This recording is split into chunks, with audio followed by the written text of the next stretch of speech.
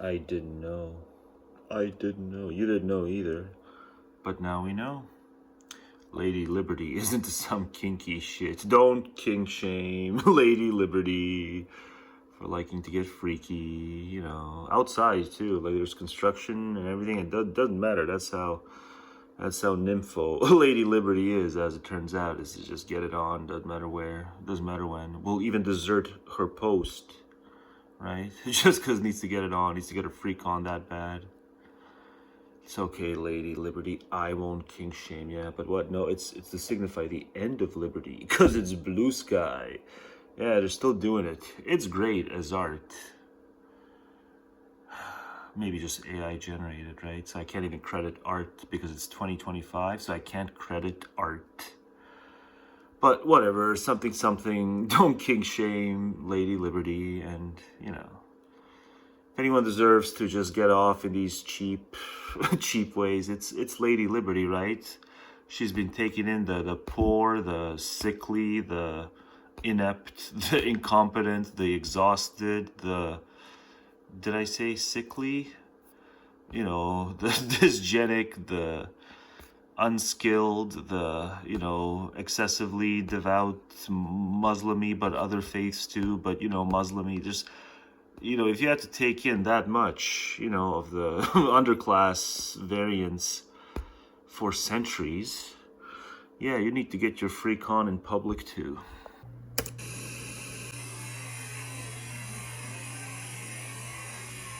I do have a pretty huge nut. Now that's the kind of talk I like. Nothing bad can happen, it can only good happen.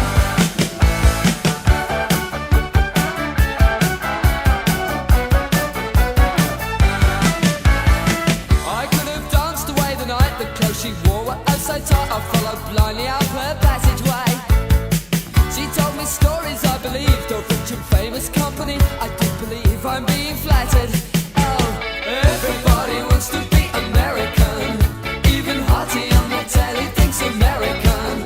It looks as though Inspector Stone will settle down in Washington, expecting to be left alone with Ronnie Biggs far, far away. La, la, la, la, la, la. She was the cheapest and the best. She was the perfect baroness. What she displayed was unapproachable. My fortune teller nearly died, although I didn't alter. Oh, everybody wants to be American. Even Hearty on the telly thinks American. It looks as though Inspector Stone will settle down in Washington, expecting to be left alone with Ronnie Biggs far, far away. La, la, la, la, la, la.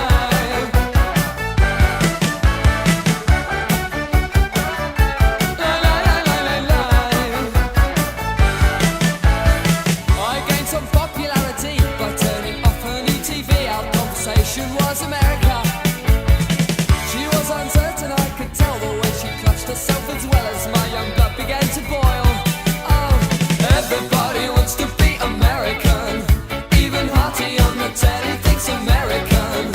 And it looks as though Inspector Sloan will settle down in Washington, expecting to be left alone with Ronnie Biggs far, far away.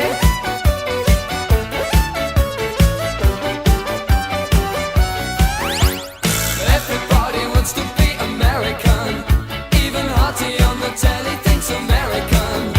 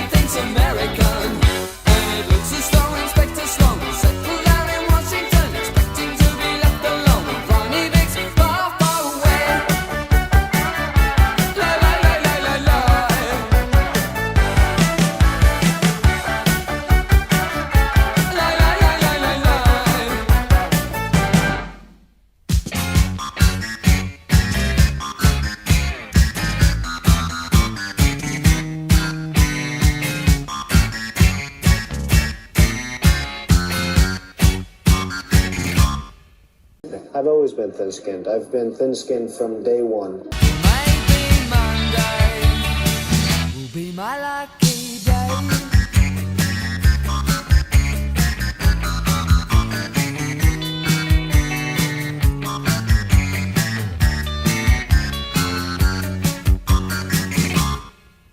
And together we'll make sure everyone is in this country legally. If it wasn't for the boots and trousers they supplied, I'd resign, hang my problems out to dry. Or maybe Monday will be my lucky day.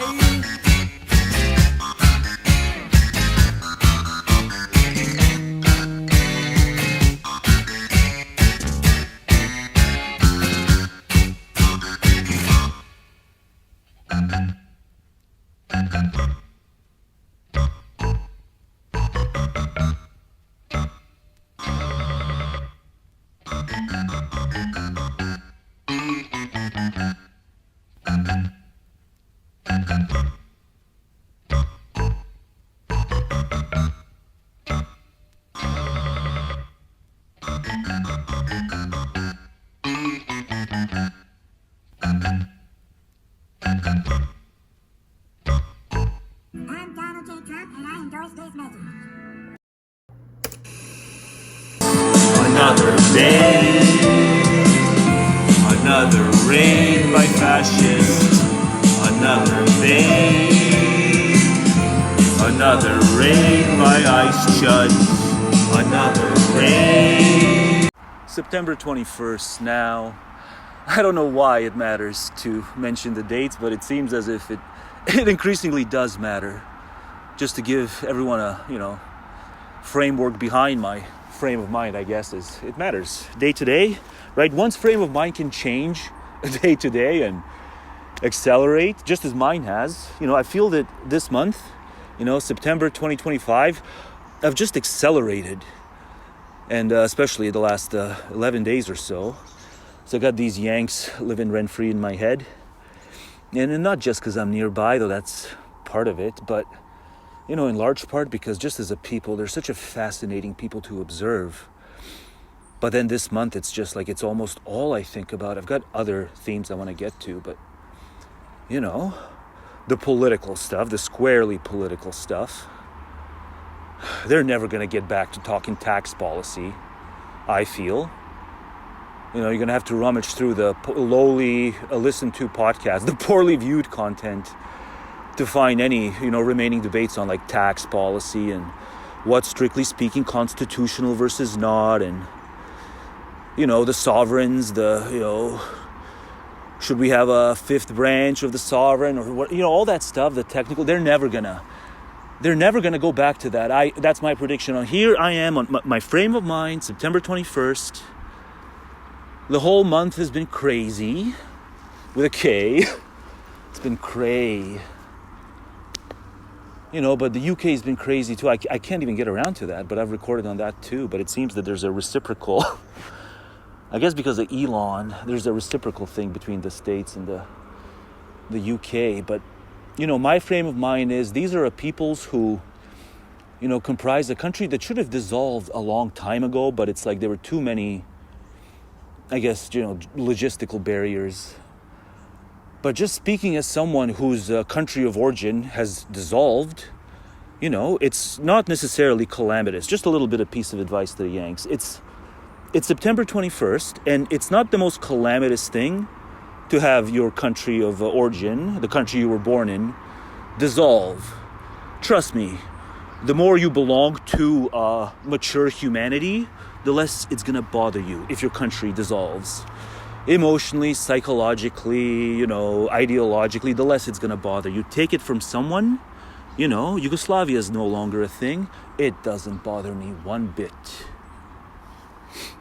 Granted, I could scarcely conceptualize Yugoslavia when it dissolved, and I was like, what was I? Was I 4 or 5 or 6 when it dissolved? I guess it doesn't matter. I was a youngin'. I was probably too, young to think about it critically. But, even if I had first-hand experience of being analytical about my country of origin,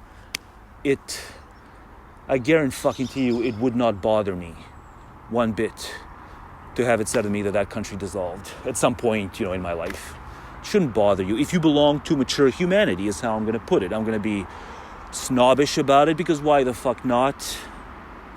You'd rather have me snobbish and honest. You'd rather have me tell you how putrid I find you to be, and then, vice versa, than any of this prancing, this, whatever. I'm on the New York Times payroll prancing that I just finished hearing Ezra Klein engage in with that, was it the governor of Utah? Thank fucking God I don't remember his name. He doesn't deserve to have his name remembered. Not just the last, but both first and last. I don't remember. Oh, just finished listening to that, and just over an hour of my life wasted. Ezra can't even give him the basic pushback. Like when he frames, like the governor, he frames the, and they're having the discussion in the spirit of displaying, amicable discussions, cooperative discussions from people on different sides of the aisle. So they really want that normalcy vibe. But it just rings shallow. But like Ezra wants it so bad, like he won't even call the governor when he says the 2024 election was determined on open versus closed borders, right? Now, if I'm Ezra and I want to be amicable, I'm not going to butt in. I'm going to let him keep talking, but I'm going to file that. And my guess is Ezra did file that, but that's just how badly he wants normalcy. And he's going to do his best because he's on the New York Times payroll, but also because it's fucking Ezra as non-angry man and Ezra as frightened man with a child, with a couple of children to protect. Yeah, there's your children in action for you, impacting your ability to be, to not be a fraud. Ezra, in the spirit of civic virtue, is allowing himself to be a fraud.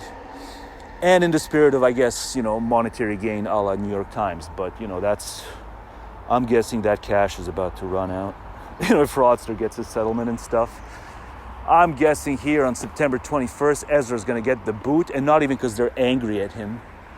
But because Fraudster's on a power trip.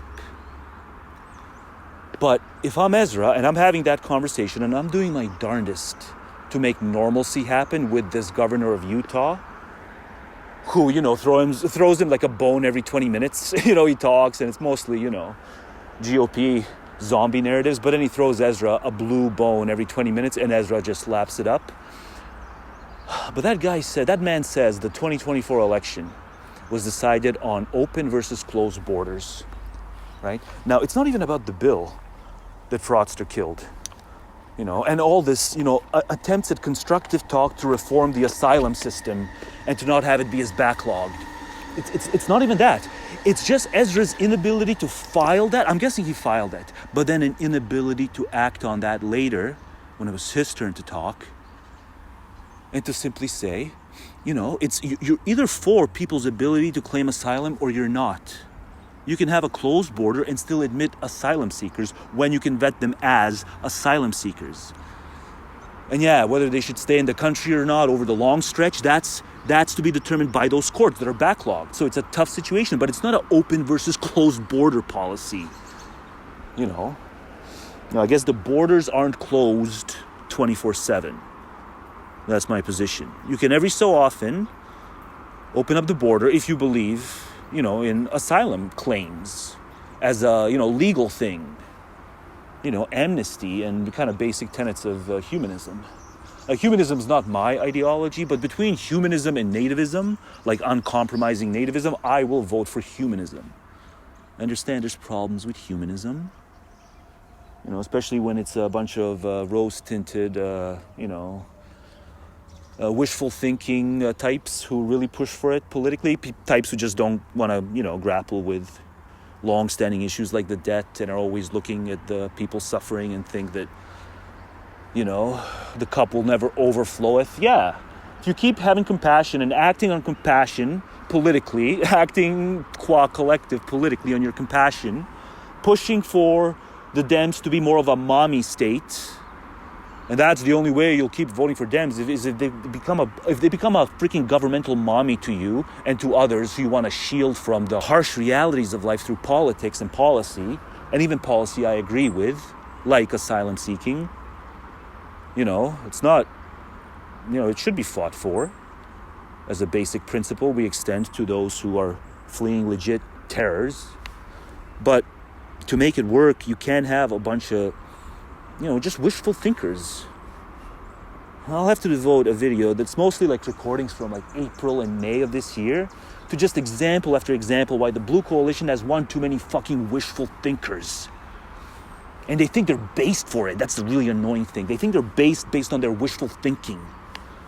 No. It's the Achilles heel of the based man is when he engages in wishful thinking.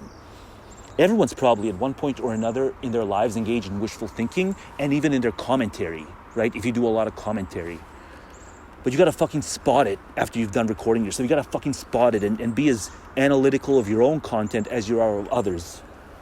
And yeah, I'm gonna freaking title a video. Most of the recordings were from May and April of this year. I'm gonna try to not load it with any other content, but it's gonna be entirely devoted to just exhibitions of progs failing because they are wishful thinkers. It's gonna be called something like, what is it? Progs. Everything progs are wrong on, or enough with leftists, or leftist was bougie. Bouginess in America is a, lib to left pipeline phenomenon. Bouginess in America often, and it causes them to engage in wishful thinking a lot because they haven't been mugged by reality. They haven't been mugged by reality, these people. But calling them on their bullshit doesn't mean we discontinue all asylum seeking or allow ourselves to be framed as fucking being pro-open borders if we believe that asylum, has some place in a civil modern society. A decent society will offer asylum even when its court system for vetting who's legit and who's not legit, even when it's backlogged, it'll keep offering asylum. It'll just scale down. It's mass immigration. That's what it'll do to compromise. But see, you can't make that point to the blues. Because at the end of the day, there's just not enough mature humanity in America. That's the fucking that's your root causes.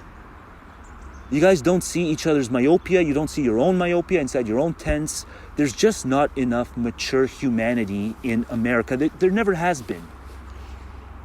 But at this point, this is the question. This is what I started recording to ask. I started recording to ask this. At this point, and really for decades now, but especially at this point, are there any non-logistical reasons for why America should not dissolve as a polity?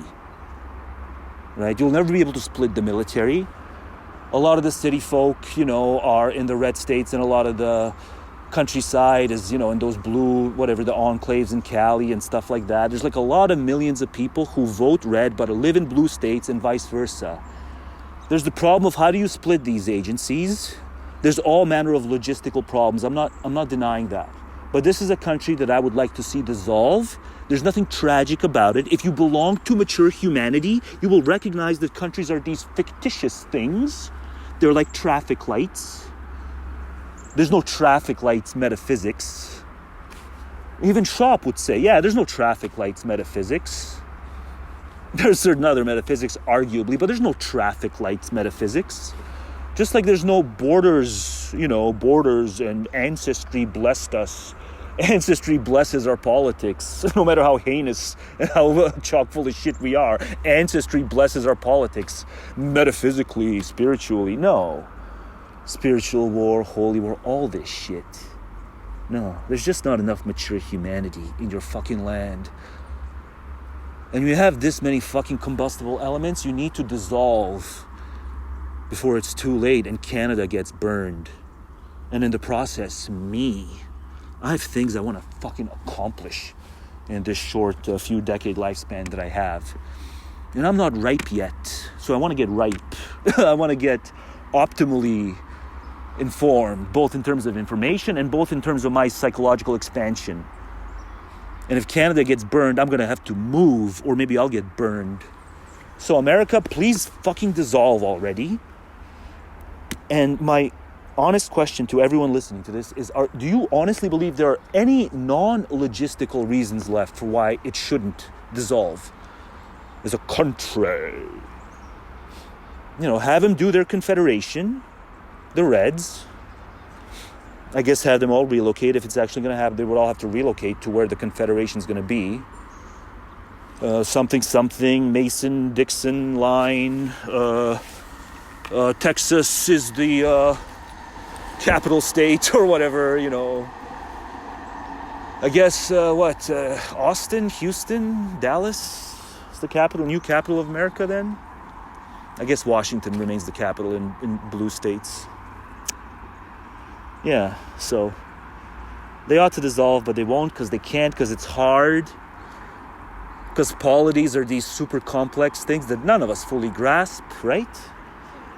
We can all understand. None of us fully grasp every aspect of the American polity, but I think I know enough about it and about those peoples.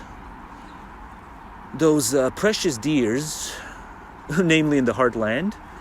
I think I know enough about them. I've seen enough about them at this point. On September 21st, 2025, I've seen enough to know that y'alls don't have what it takes to keep running a country with this many combustible elements. You keep electing unimpressive, immature humanity to lead you, so you ought to dissolve, because a lot of it is like resentment. Like, you guys can't be that fucking stupid to think that RFK is actually making you healthier. No, you're okay with RFK because you're okay with him. You're okay with RFK, you're okay with Cash, but you're okay with Kash Patel, Pete Hegseth, Tulsi Gabbard. You're okay with all these hacks because you're okay with Daddy. Each and every one of you are to enough of your own individual degree okay enough with Daddy that you're willing to forgive anything. You're willing to forgive the reintroduction of diseases. Because you think if Daddy blesses RFK must have something going for him. So you just haven't cracked the mature humanity threshold. I am sincerely sorry about that. Because I love the best of America still to this day. I love the best of America. And what's the best of America right now? It's like South Park. So it's like Matt and Trey Parker right now are the best of America. But I'm still waiting on that episode 5. Here we are, September 21st. I'm still waiting on that episode 5. It might not come. But yeah, there's like the best of America, like who else? There's been these people. Mike Myers maybe. Oh, right, he's Canadian, never mind. No, there's a lot of great acts, like Bad Religion. I think Steven Wilson has like a dual passport, I think, right? I think Steven Wilson, I doubt Steven Wilson will be heading back to America anytime soon. I'm surprised there haven't been, flight warnings. Do not go. Maybe there have been. I'm just not looking that much. I'm primarily looking at blue sky to get my daily dose of blue tent wishful thinking and just delusive thinking and, capitalism caused all this type thinking. It was the billionaires.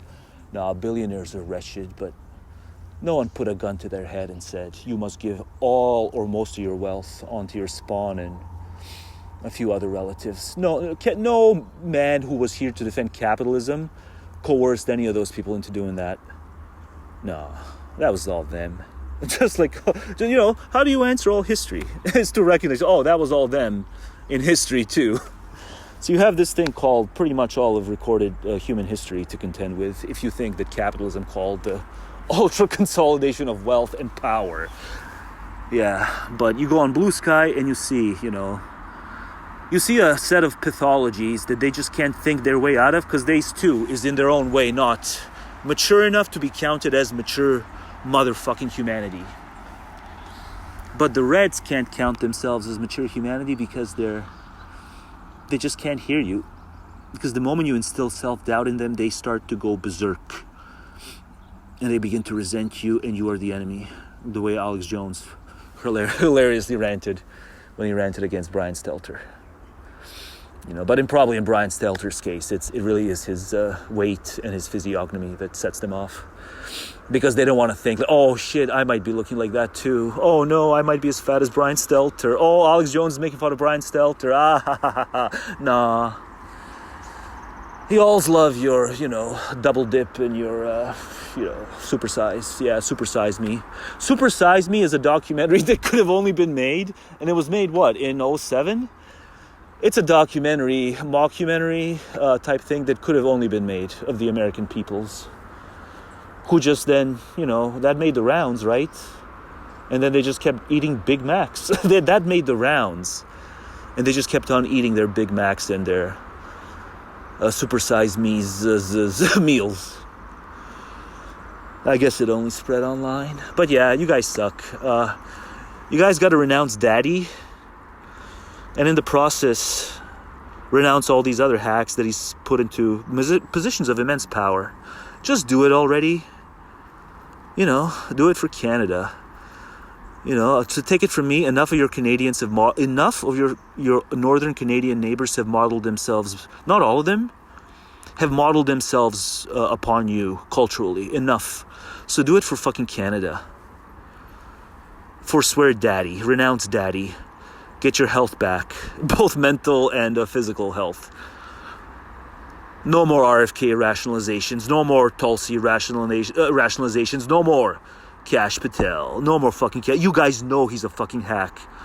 Unworthy of the worthy title of the FBI director. You guys know he's unworthy of the oh so worthy sabotage-filled history of FBI director. Just fucking do it. Let it be that the next video I upload can be a video where I'm just spanking explicit not up and down, because I don't have to talk this political shit. Let it fucking happen already. Or sorry, his new username, FarID. Far Russian, identitarian, anti-Westerner. No, I spoofing him. I know he's not that stupid. Explicit not turned FarID. I know he's not that stupid. He's just a stubborn one. But, I'm willing to make overtures. I'm willing to, I'm willing to make peace with anyone, pretty much. I was even willing to say I'd be willing to give Fraudster a massive big hug were he to arrest Putin on that fateful day in Alaska and send him to the International Criminal Court, because the law would be on his side, and then watch the fucking Russians stew on it. And if I'm not gonna poke explicit not, I'm gonna go, yeah, he doesn't give a shit about stuff like that, whether that happened or not. He's too philosophically invested, so yeah. As much as I hate the man's nihilism and his non-stop attempt to weave you into being nihilistic, at least he wouldn't care if his own leader, if Fraudster were to do that to his own Mother Russia's land leader. He wouldn't. I think he genuinely wouldn't care. I just like to sometimes allude that he would. But who knows, maybe he would. But whatever. It's good to have a viewer who is philosophically versed enough and who watches all your videos. So I can't go to war with him all the time. I'm only going to go to war with him after I've spanked him enough, and then I'll try to give it a rest. But then if he keeps asking for more poundings, I guess I'll have to make do. But yeah, America, you got to dissolve. It's been fun knowing you. You got to dissolve. And the question, again, I'll repose it. I'm serious with this question. Because I'm only seeing these logistical reasons. I'm only seeing dry reasons. I'm not seeing deep ideological and even cultural reasons for why the country would, had it stayed in its unified form, served some function in the world, whether to the world or strictly speaking to all these Americans. No, the fact that your country remains unified decade after decade, it's just harming y'all. It's harming y'all in your civic sphere, and it's going to harm Canada and the rest of the world if it hasn't already, right? Yeah, it's already done it. You guys have broken trade treaties. November 2018, the trade treaty he signed with Canada, he broke that. And a bunch of other trade treaties. Your daddy's signature is not worth, whether it's auto pen or not. Here's how you end this. Biden's auto pen signature is worth more in the eyes of the world, in the eyes of everyone outside your little petty putrid cult. Biden's auto pen signature on his worst day is worth more than your precious fraudster's legit signature, because he insisted on making it that way. So it's time to dissolve. It's either time for you guys to renounce Daddy, or it's time for America to dissolve. Please do so. I want my next video to be purely apolitical, but I fucking know it won't be. And I resent that. And also, you know, ballots and bullets. Let's not have the graphics come true. Let's not suppress free speech in the process the way Ezra Klein suppresses free speech, or frank speech, his frank speech. You know? Yeah, he should have let that guy had his spew, and then the governor of Utah, and then said, oh, and by the way, nah, the 2024 election wasn't decided on open versus closed borders. Fraudster killed that bill way back in March. You know, Daddy killed that bill. It's makeshift to Daddy. Daddy killed that bill. They would have started cleaning up the process and speeding it up and funding the courts more. Daddy killed that bill so he can run on the borders ever more effectively. And plus, Mr. Governor, are you against any and all asylum claims? It's a yes or no. Ezra didn't have the spine or the wherewithal to pose any such simple question. And I'm also resentful that I keep listening to drudge like New York Times podcasts. I think I'm done. Nothing bad can happen. It can only good happen.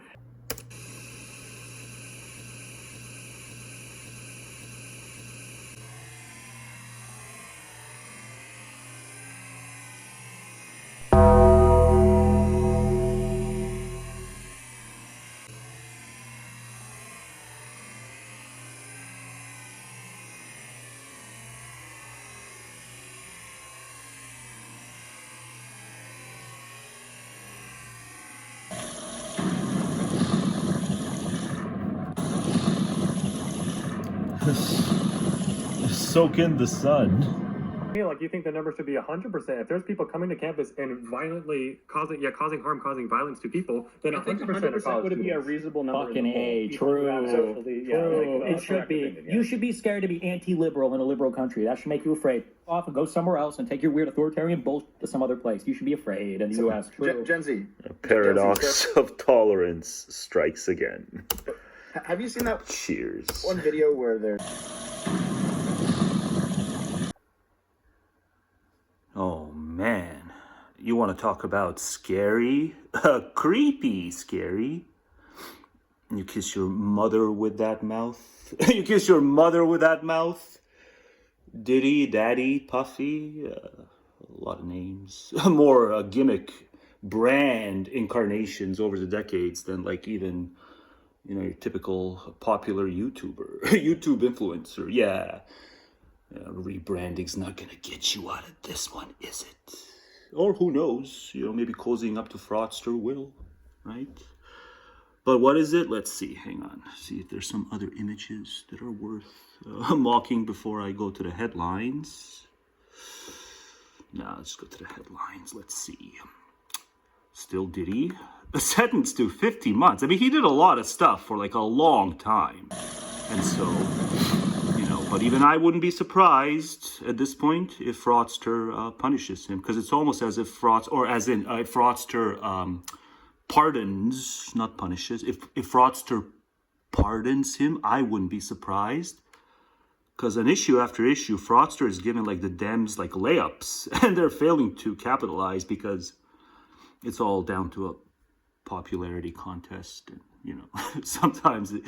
When it's popularity contests, sometimes even if you're given layups, you know, it's like it's not enough because the people can't like follow the basic ABCs. So like watch, Fraudster will. That's my prediction. At some point, Fraudster will pardon him because like they had dinner get-togethers and stuff.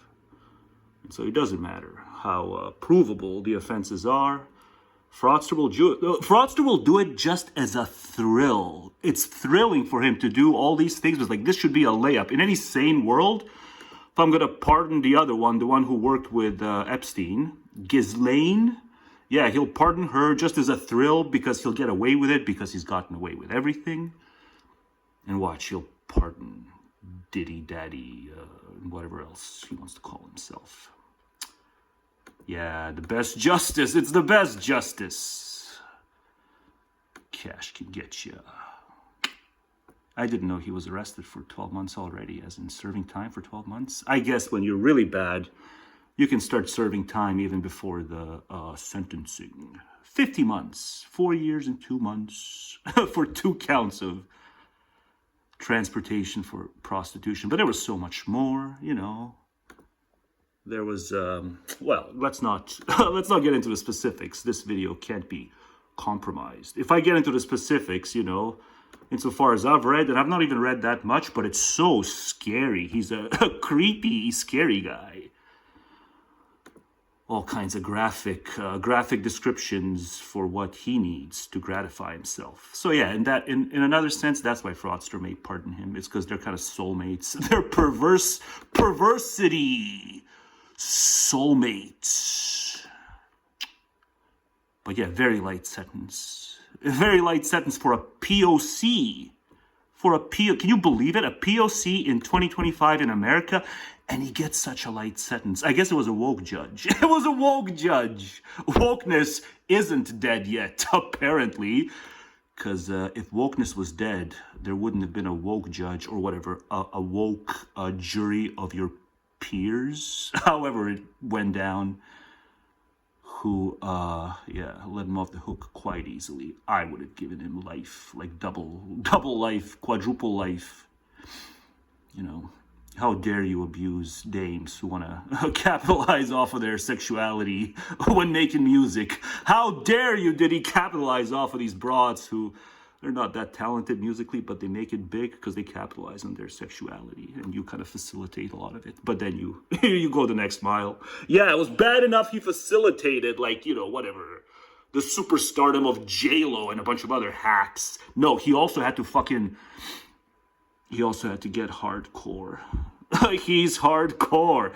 He too, Diddy too, was hardcore. But, you know, J-Lo had, like, that one track where it's like she didn't even sing it. Ashanti sang J-Lo's track. It was, like, constantly played on the radio, and, like, no one cared that, you know, like, you tell them. Like, that's not actually J-Lo's voice. It can be proven. Like, the big hit, whichever it was, If You Want My Love. And, like, Ashanti sang it. And no one cared that J-Lo didn't sing the song that was credited to J-Lo. So yeah, you also kind of made J-Lo more popular than she had any right to be. So I really hate your guts. But I mostly hate your guts because, like, one of my acquaintance/friends back in the day was just like this fist bumpy person.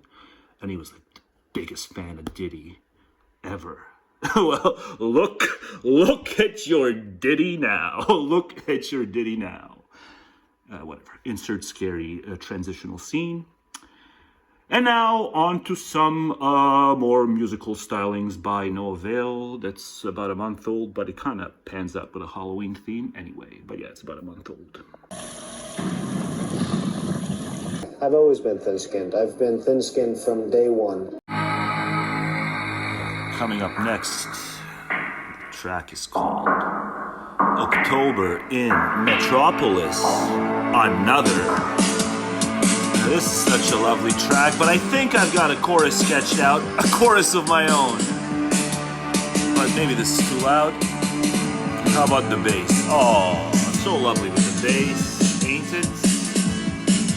It's 80s Forever, part 27. So about 16 minutes in, man. It's October in Metropolis, another. Such a melancholy track. But what do you think? Should I get a little audio control here? Should I add to American Dissolution, or should I for once have a 24-minute video? You know, a modest, compact, perfectly watchable entirety of a video. Should I add to it? I want to add to it. I want to add to American Dissolution. What I'm going to add is going to be these maybe best ofs from like a while ago, from like almost 2 years ago. I'm gonna start. This was an audio that I intended to round off my, he's gonna start singing. to round off my educational reform video. It was gonna be called No Moms of Liberty, because none of them really are about liberty. They're about being control freaks and getting what they want politically, flexing their political will through appeals to children and all matter of things being common sense. So I have this video, No Moms of Liberty. I talk about an actual sensible approach to educational reform. And I'd need probably to make any of it happen, I would need at least 50,000 parents with very young children who are like, yeah, we like what that guy's talking about. We want exactly that for our child. This seems to hit the sweet spot. It gives the child enough leeway, especially when the child's over 10 and stuff. Another babe, another raid, another babe, another raid by fascists, another raid. Another raid by Chud. Yeah, another raid and another bane by Ice Chuds. He's not the best singer, but he does such a good job in the chorus. I masked him. Maybe I should mask him. But sing along by saying either another bane or another raid by fascists. Or Ice Chuds. Yeah, maybe Ice Chuds. Yeah, let's not be heavy. It's such a melancholy track, though. But coming up next on No Avail, it's the audio that closes out. It's the audio that closes out that whole video. Because I just can't sit on it for that much longer. Because I just go in on Reds and Blues, and you can see that I'm more justified in literally saying both sides, because it's still it's late 2023. So I'm doing the both sides thing, and it's still justified. And I don't even think I do any caveats. I just, I mentioned the trans stuff, and I say that you guys did it way too fast. You didn't give, these trad cons who live for the species and by the species, you guys didn't give them enough time to absorb it all. And so they just went into kind of political shock mode. They're still kind of in political shock mode that the trans stuff has gone as far as it has. Maybe that's more than a small part of the story as to why the madman's in power. It's so melancholy. It's so good. But remember, it was initially intended to be No Moms of Liberty, closer. But I'm like, that video is nowhere near close. I've got so much that's topical. So it's like, I want to utilize that audio. It's an outside shouty audio. It's good. But, it's just interesting to observe my temperament from late 2023 compared to now. So it's I was so reasonable so late. By 2023, most people were like, no, GOP's fascist. But I wasn't quite there, I wasn't quite there. Even though Fraudster was making all kinds of gains. Really, that Supreme Court 2024 ruling giving him criminal immunity as Prez, and I think all Prez's criminal immunity, that's what set me into alarm mode, and I was right, and I was proportional, and you can kind of see it by gauging my temperament in this unaired coming up audio from late 2023 that's, closing out a video that's supposed to be about education. No Moms of Liberty, because there aren't any. Because there aren't any people who, think about adultism, not just for the benefit of children, but for their own freaking benefit. Adultism exists. It's a legit ism, and it exists because adults seamlessly flex muscles against their childs and have way too much confidence that they know what they're talking about in terms of what's for the child's long-term good. They have no grounds to be as confident and as domineering. So that's why you should use adultism. It's one of those, the sin doesn't just harm the victim, but it wounds your soul, the sin of adultism and disciplinarianism in schools. And it kind of connects to the fact that, they were raised on that.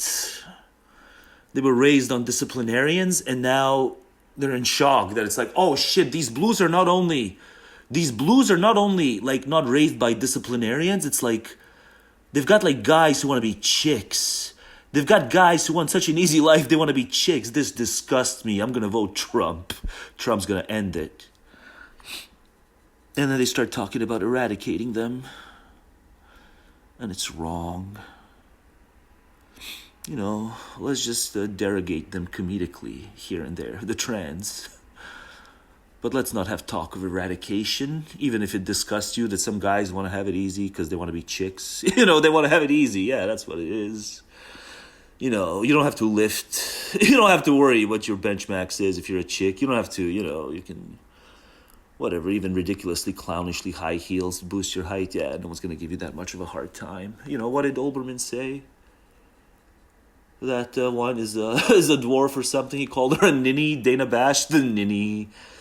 Yeah, you get to be a ninny and barely anyone makes fun of you. Like bitter ex-network people like Keith Olbermann pointed out. Yeah, but so it's like coming up the audio that closes that video out, but it's like the video is way too loaded. And then maybe I'll have other stuff too, because there's like a lot of old stuff. There are these, you know, diamonds in the rough that's just sitting on these old videos that I'll never get to, obviously. So I don't have the willpower to ignore politics. But check it out. Forest. Another day. Another raid by fascists. Another day. Another raid by ice chuds. Another raid. Another fade as well. Another raid. Another raid at dawn. Raids by fascists. Raids by fascists. And when the sun goes down there's a theory that says the reason they wear masks because so many of them are those. The whopping 1,500, right? The whopping 1,500 he released, who are identifiable by people who followed that. You know, there were these high-profile juries for these people.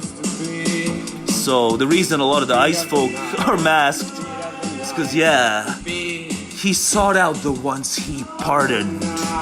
He sought out the ones he pardoned. I guess I can't prove it definitively, but it stands to reason. The reason so many of them are rocking those masks is because they were in jail before they were pardoned. And now they're kidnapping people and sending them to gulags and concentration camps. Another raid by ice chuds. Another raid. Another raid by ice chuds. Another raid. Another raid. Another raid by dawn. Yeah, fascist stuff. Through that little dame. One of those ice guys threw that little dame. Cat something. Little brave dame. I'm telling you, these Gen Z dames. I'm telling you. These Gen Z dames are going to be, if anything, is a block of committed civil servants. They're going to save us. They're going to save Yanks and by proxy the Canadians. But, you know, it just might come down to that, you know, I guess Gen Z overall, you know, even though there's these Gen Z dames who voted right, I guess Gen Z overall kind of swung Trump. So think about it. If there is, you know, a civil war, and if it just came down to brute force, and that would be most unfortunate, but if there was a civil war, and it just came down to motherfucking brute force, like, come on. Millennials, Gen X, you know, if it were up to us, if it were up to you in America, the millennials and Gen X only, he wouldn't have won. He won because of the fucking Gen Z men, and the boomers put him over the line. So just think about it. You know, we're the ones who did grunge. We're the ones who did this punk shit. You know, we're the ones who made the world rock like it never rocked before. And what? We're afraid of these fucking, yeah, granted a lot of militias, but, you know, set aside the gun stuff. It just came down to brute force. You telling me that these fucking boomers and these fucking Gen Z men are gonna take down the magnificent, you combo of millennials and Gen X. Come on, Gen X and the millennials can form a Megazord, especially if the Canadians chip in and, the Mexicanos cross the border to fight for their, families' right to life, It would be most unfortunate. It ought to be settled through words and arguments, but I'm just saying, What are you all afraid of? It's come on. It's the gen that maybe didn't bring you Beatles, but certainly kept the Beatles propelled. They kept the Beatles and other great acts propelled throughout many subsequent cultural periods. But yeah, we did grunge, we did punk, we did alternative, because we rock. We can take down these fucking boomers and who else? We can do it. We can do it if we have to by brute force, but we can't. We just can't do it with the firearms. It seems because it's we just took stuff for granted for too long. We just weren't mugged by reality. We weren't mugged by political reality for way too motherfucking long. This is Neuro the actress. I don't much care for this one. It's not as melancholy, but yeah. October in Metropolis, another motherfucking epic stuff. And now on to that, No Moms of Liberty audio that was from 2023, late 2023. I was somewhat different, but I was in my element in my own way back then.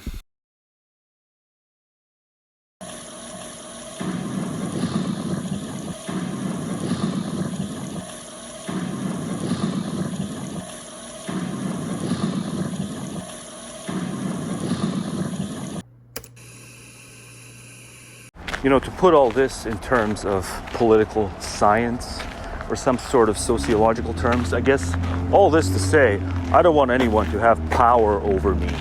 It's all about power when you get sociological, when you get into at least the political science or sci-fi, political sci-fi now as I call it, but taken very seriously by a lot of people.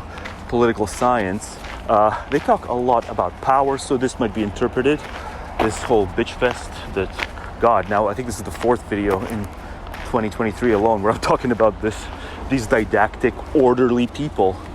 Yeah, I'm essentially saying they have power over me, and I don't want that, and I don't want them having power over other autodidacts either. And maybe I kind of want to wake some autodidacts up, people who might not even know what an autodidact is when they are one. But taken in that strict political formalist language, you could just reduce it to a sentence like, I don't want to have people have power over me who I have no respect for, simply because they're a lot older. Certainly if I'm saying this ought to take effect at 12, right? If I'm saying cognitive liberty ought to take effect for me and other autodidacts as early as 12, that means they're not entitled to my time, not even once a week, let alone 5 days a week. Then yeah, in effect, what I'm saying, to reduce it to the kind of drooly language of political sci-fi, political science, yeah, I don't want power over me. And you know what? The biggest driver of partisanism in America, and now ultra-partisanism, just how they cannot communicate on any of the facts, the blues and the reds, and how they continually just jerk each other off within the silo, the respective silo, and are seemingly unbothered by their inability to sway whatsoever. This is also what's at the root of this. What makes them prevent seeing how blinkered they are is they do underneath it all have a genuine fear that the other side just wants power over them. So I'm not the only person who has abandoned impartiality in the civic sphere. I've just come right out and said it. You think there's no doubt in all these MAGAs who spew the big lie rhetoric? You think they don't have a sliver of doubt that maybe Trump's full of shit and that he lost fair and square? I'm sure I'm sure they do, but it doesn't matter. They have to be exhibitive when they're out in public, because it's not about impartial assessment of the matter anymore, the factual matter first and foremost. It's not about that anymore. Used to be, now it's not. Because they just fear the blues want too much power over them. Maybe it's harder to see how the blues genuinely fear the power the reds have over them as well. But some of those stories get a little more formal, technical, legalistic. Like the fact that there is so much minority rule in America. That's one valid complaint, I would say, that the blues have against the reds. The reds likewise have some valid complaints against the blues. Just the pacing of the social change. It seemed like it was overnight, right? I just remember Family Guy pointing out when Quagmire's dad had been just taking the piss out of back in 2010. Quagmire's dad being the trans character in that show, and then even Family Guy took the piss out of the quick pacing of social change by having that Ida character return a few seasons later, just a few years later, and pointing out how, oh yeah, we're not that way anymore, and everyone's just kind of smiling and cool about it. It's like, we're enlightened now because a few years have passed.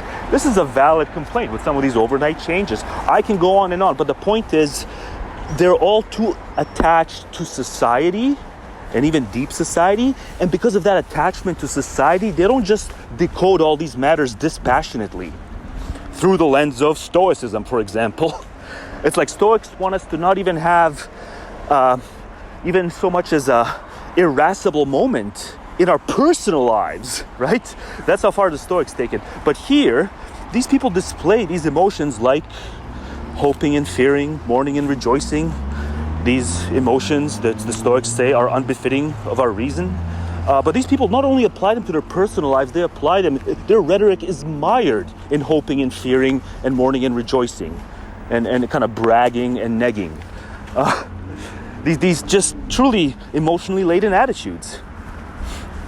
They can't even see it in themselves. And it's applied to the impersonal political domain. It becomes personal for them because they're just that much more attached to deep society. And so they can't just see it dispassionately. They can't just see people making mistakes in asserting what's true. They always have to see they want power over me as the underlying driving force. And neither side can recognize the valid components of the other side's fears in terms of having power over them. They just seem completely, I don't know, it's like there's a lobotomized part of every American's brain, every partisan American's brain. There's at least one lobotomized part that gives them that lifelong blind spot, whereas I can see where each side kind of has a point, and it's just that they can't even begin to do that.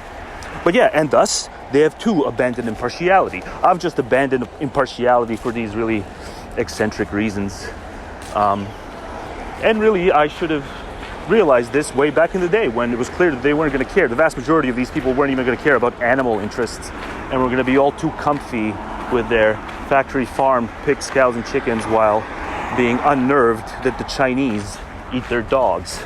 So this should have been enough to way back in the day abandon impartiality. But yeah, this didactic stuff and negligence of autodidacts, that was what sealed the deal for me. Yeah, it's a little selfish, but I have a track called Selfish Impartialist. So even when I was an impartialist, I was pretty selfish. Oh man, you want to talk about scary? Creepy scary.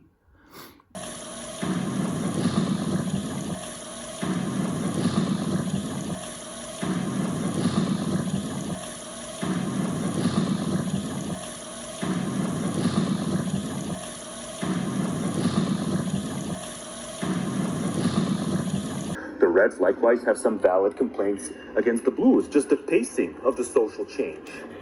It seemed like it was overnight, right?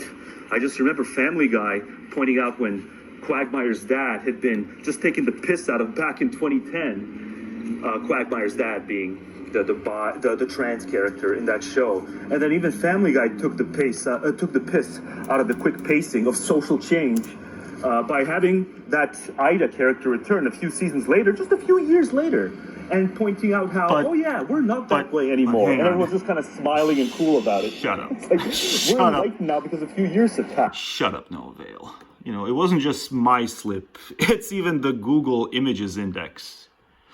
You know. What happens when, your dad wants to be your mom? after your dad, has another one of your moms give birth to you, shouldn't the, image or any of the other results reflect the fact that, we should see Ida,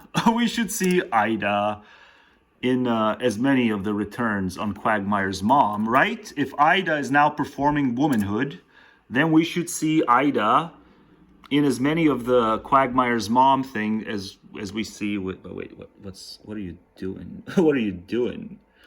Yeah, another inspiration for a fraudster.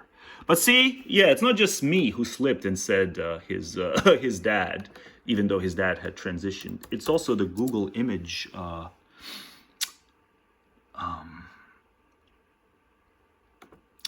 I didn't even know this. I gotta catch up on my Family Guy. I guess Ida had ever more feminization features surgery. Hell, what do you crave in a mate? What do you crave in a mate? I like good features. All right.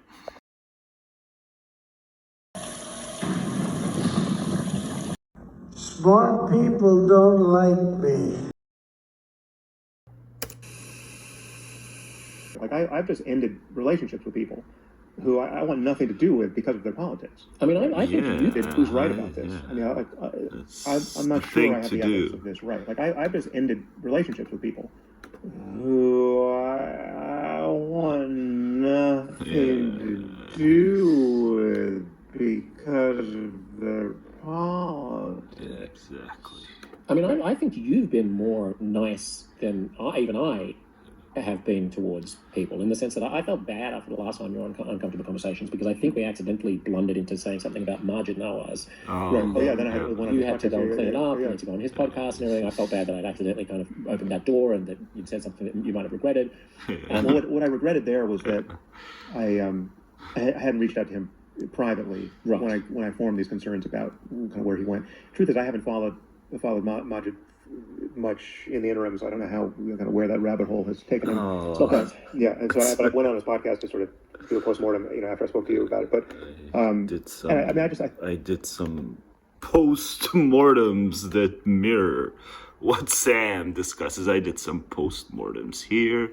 These are unlisted. Some are longer than others because I indulged, but that's the kind of inaugural postmortem. The segment, the timeline just is the titles, the timeline. Why can't I mouse over? There we go. The timeline just is the titles. I did some graphics too, single modified thumb graphics. Yeah, it's not always about skid either, but yeah, but wait, what? Sam and Maajid? I think Maajid is a very nice guy. And, he a decade ago co-authored a book with him, and now Maajid is a very nice guy, and I don't know what's happened to his. Yes, there's there's other very nice guys. Yes, there's my own postmortems too. Yeah, he may have reasons, right? Horrible things happened to him. They arrested him. He's got a rap sheet now, like any old nigga. Skid does. He's got a friend who died. Did the coroner say it was the jab, or did the coroner say it was the stroke? Like, how sure are you that you could connect the stroke to the jab? But I'm sorry.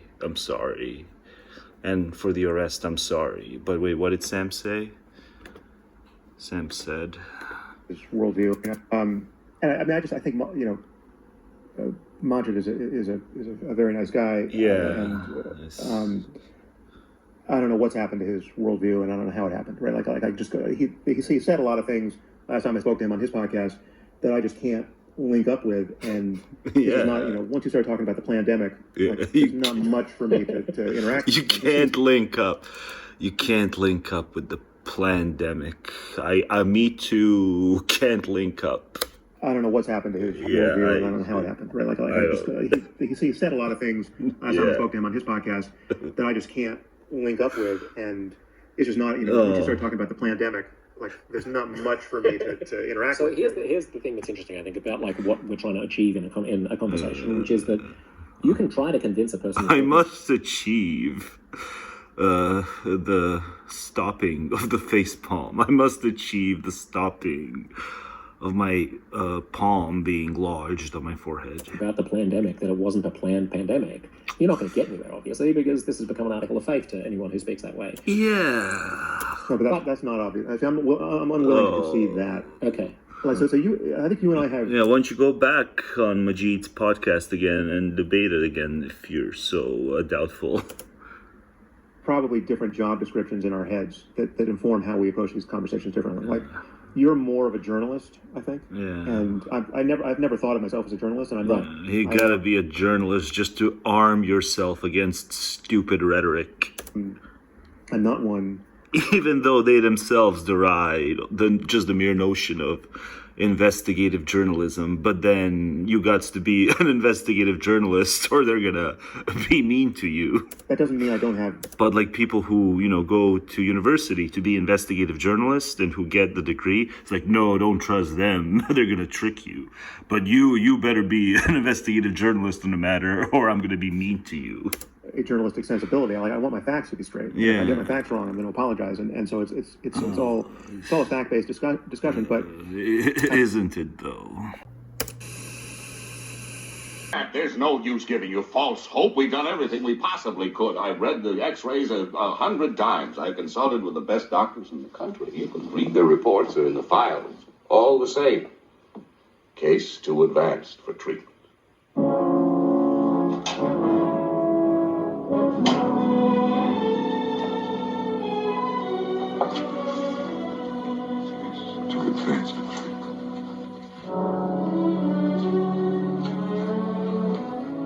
What good are doctors if they can't help Mary?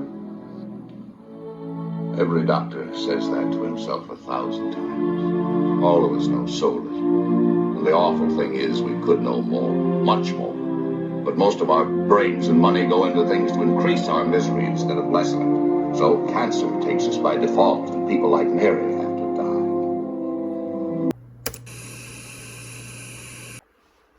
Well, in fairness, I looked him up myself. I hadn't looked him up in quite a while, but I looked him up now, and it appears as though he's not even on Twitter. Maajid. I think Maajid left Twitter. Hang on, we should do a search and see if it's the case. Maajid Twitter. The internet doesn't know anything. Okay, maybe he didn't leave Twitter, but hang on, he's done... There's something else good here that I saw. Maybe it was a mirage. Maybe I just want to believe that Maajid is recoverable. Yeah, see, other people are kind of connecting him to Sam too. It's not just me. Yeah, I think Sam would like it to be that way, but then Sam's got a reputation to maintain, and so even if he does go back to befriending him, I don't think Sam will say so in public. Sam's kind of deduced, case too advanced for treatment. Yeah, case too advanced for treatment in the case of getting Maajid to see what's what. Oh, he's even on the worst thing, even the skankier vibe emitting thing than Twitter is Instagram. It's like the site where like ass woman rules more than anyone else. It's Instagram. Yeah, I like good features. What do you crave in a mate? I like good features. That's if I wrote sitcoms, right? That's the dialogue. But all kind of characters oblivious, right? Ass woman on Instagram. Why? Why does she get a following? Because I like good features. Haha. But hang on, Maajid. I saw something here good about Maajid. Was it? No, that couldn't have been it. No, that's not good. It's Meadowgrod beards and premature beards. Yeah, it's the good old days. He also failed to reform Islam, Islam's still kind of batshit, but even I won't care about it much these days because the Jews have just gotten really that despicable. Jews are next level comfy with ethnic cleansing, and so is Sam. More on that in the future, giving Sam and folk grief over that, but yeah, sorry. Sorry that the Sam won't give you the treatment you need. But, who knows? Maybe in my case, my comparative case, who knows? Maybe at least on some of the details, I'm the one who needs who needs treatment. And the reason I mess up the typing while I'm doing the phone thing and recording is because I'm not using the pad. I'm using this. This is I can't even sort this shit out. This thing makes it so that I don't know. I lose stuff. I lose stuff because the thing won't cooperate. So I lose stuff and I delete it accidentally.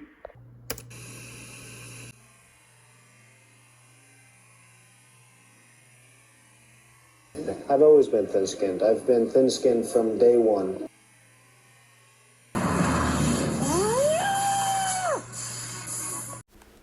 Now back to Charlie. Despite the fact that Charlie said awful things and believed awful things, it could be said that the assassination of Charlie can be kind of bottom-lined. You don't need to complicate the assassination of Charlie Kirk, right? Awful doesn't begin to describe it. This is how you know something is beyond awful. This is how you know something is unwatchable, is no Avail has yet to watch it. I said something similar about that stabbing of that Ukrainian refugee who fled to safety. But, I didn't watch that. I looked at the headline, but the same can be said about that footage. I've read that people have been ambushed by that footage. It's like they did that Rickroll in the 2000s. You didn't want to see it, but I've not been ambushed because I know not to go to the swamps, but I'm just saying I've not seen it, and that's how that's how I know something is beyond awful. If we're individualists, if we care about anything, it's that individuals do not end up badly off who really shouldn't be badly off, even momentarily. But especially for the people who saw it and his family, they're badly off too now, and it's not momentary. And just seeing it is one of those things where I really do believe the brain can decipher with ease fiction, all manner of slasher, horror, prolonged tension, psychological tension, awkwardness in cinema, all that stuff, but especially the gore. There's no such thing as rated R for me. I think these categories are stupid. It's all easily consumable because we all know it's fiction. We're watching a movie.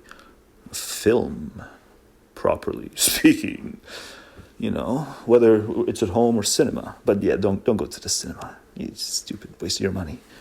You can get them elsewhere. But it's all kinds of gore, but the brain deciphers it as fiction, and so it doesn't haunt you, and it doesn't give you nightmares. But footage like that can recur in your memory, and even when you're asleep, and it's not. Why have it in there? Why have it in there when it's beyond awful? So the assassination of Charlie Kirk is beyond awful in terms of momentary impact on him, and then all kinds of prolonged, horrible impact on his family who didn't sign up for any of this, and you wouldn't wish it on your worst enemy. That's the way you bottom line what happened, to the man and his family and his loved ones. You don't need to complicate it. I wouldn't watch it. I'm not going to watch it. I hope I never get ambushed by it because it's beyond awful. Things can be beyond awful when they happen to people who say a lot of awful and awful and awful and awful things. God, I hate these people as a clan even more than the typical lib. I hate them to heights unknown, but I can see here that it was beyond awful. So, man up and a woman up, especially you, woman up. Yeah, woman up on Charlie, blue stage dame. But I see you, blue stage dame, getting thrown around by masked ice chuds. And I salute you for your endeavors. I wouldn't do it. Cat. Yeah, she's running. I hope she wins. Cat's 5-0, and she's out there getting thrown on the pavement. She's Gen Z. Now, there's an example of an upstanding Gen Z woman getting thrown to the pavement by ice chuds. I salute to the, well, don't do it though. No, they just might break you. They just might break you. But yeah, you, Blue State, woman up and be better to Charlie's memory. If no reason other than just practically from political consensus building. Just, go after the Utah governor and the other figures. Don't go after the man and his family. It's easy not to. There's so much else. I could just restrict it to fraudster. But anytime any of the other ones, any of the underlings say anything, I'm like, there's a video right on that. Oh man, Marco Rubio, what are you doing? My brother from distant lands. What are you doing, Marco Rubio? What are you doing, the rest of you? Hexeth? Hexeth is performing masculinity tropes as speeches, as need to hear, must see TV speeches to the highest rank. And expecting massive applause and not getting it. And being kind of perplexed. Oh, I perform box standard masculinity so well. Why aren't they biting? Why aren't they biting hook, line, and sinker? These, esteemed, accredited, gold medal wearing men. They're not buying it because you're stupid. You're so profoundly, unbelievably stupid. And Kash Patel is still cross-eyed, and his name is still Kash. And after I watched Professor Dave Explains videos and kind of maybe overdosed on them for a few weeks, I underestimated how crazy RFK, and just completely just out of his gourd, man. I underestimated. But go watch Professor Dave Explains videos on RFK. Man, it's a wild crew and it's right below me.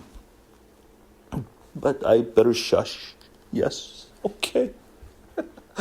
Yeah, I'd just as soon, head out in Joker garb. Joker garb. But, what was I saying? Yeah, so, Charlie's assassination was so awful. It's like I can watch gore easily as film. I will not watch Charlie's assassination. That's how awful it is, and it's a simple tell. So tell it simply. But, as jam-packed as it is.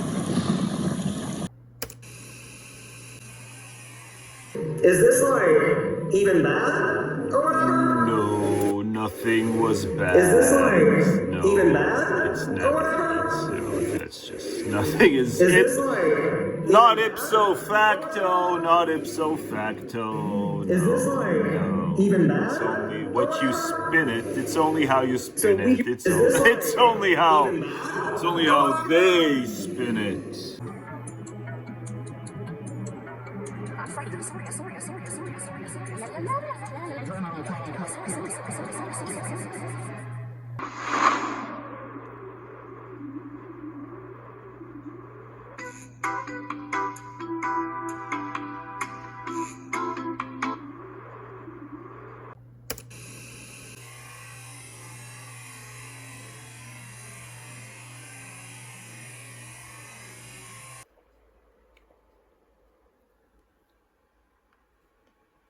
So it's an old work. I first heard of it, I think, around a decade ago. And I instantly dismissed it. But yeah, guy's got a thesis. And the thesis seemed all kind of wacky, I guess about 10 years ago. But let's see if it piques your interest. It did mine. I'm going to read the whole book. Well, I'll have AI read it for me. But I want to see if this pans out, because nothing else comes close to explaining the mass psychology of fascism. I don't know if it's airtight, but all the typical theories fail. But this guy, like almost a century ago, got it. The Mass Psychology of Fascism. Wilhelm Reich. Writing in the years 1930 to 33, Reich applies his theories of human character structure to dissecting and analyzing what he realized was the menacing social situation. Fascism, he argues, does not spring exclusively either from the economic factors or from the activities of political leaders. Much rather, it is the collective expression of average human beings whose primary biological needs have been ruthlessly crushed by an authoritarian and sexually inhibited society. Any form of organized mysticism, such as the authoritarian family or church, feeds on the longings of the masses, he concludes, and we must be forced to realize its potential destructiveness. Yeah. Banned by the Nazis, The Mass Psychology of Fascism is a brilliant and pathetic document which reveals Reich at his penetrating even the least bit of sense. Forward. I think they banned books where it's like the book made no sense except on one page, and they're like, we have to ban it because it makes sense of that one page. Forward. But yeah, I mean, it's... in the first English language what edition of else The Mass explains Psychology it? of Fascism, The which close- appeared in 1946, Reich stated that his sex economic theory, applied to the study of fascism, had stood the test of time. Yeah, we need modern thinkers to come up with sex economic theories instead of just always dividing these topics. I don't know. Maybe the book's going to fail in its proving its thesis, but I'll give it a shot. Time. Now, almost 40 years after the publication of the first edition in German, this new, more exact, translation is being presented with every indication that it is not merely a work of historical interest, but that it continues to stand the test of time. Actually, in the violent struggle that is taking place today between the forces of repression and natural self-regulation, there is clear evidence that the validity of Reich's concepts is more firmly rooted than ever before. An attempt at a refutation of their essential correctness must now contend with the knowledge of the physical orgone energy, the common functioning principle applicable to all biological and social phenomena.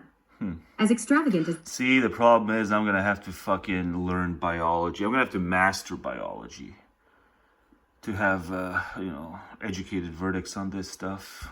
But I fear it's too late for me. As that may sound, and as fanciful as the discovery itself may appear, it can be predicted that it will continue to resist irrational rejection derived from rumoring, disinterest, and mechanistic misinterpretation, as well as equally irrational mystical acceptance or fragmentary selection, which arbitrarily draws the line between what is or is not desirable. The latter problem is particularly troublesome because of the rampant tendency to judge Reich's work on the basis of one's own narrow interests and prejudices, without any capacity to follow into unknown realms of knowledge. For example, there is much evidence that the dissident young, despite Reich's warning not to use his discoveries politically, are eager to grasp certain portions of his early work for their own purposes, while simultaneously discounting its logical development into the biological and physical realm. It is no more possible to separate Reich's early work in the mental hygiene movement and his study of human character structure from his later, Maybe he was a crank. crucial discovery of the life energy than it is to separate the animal man from life itself.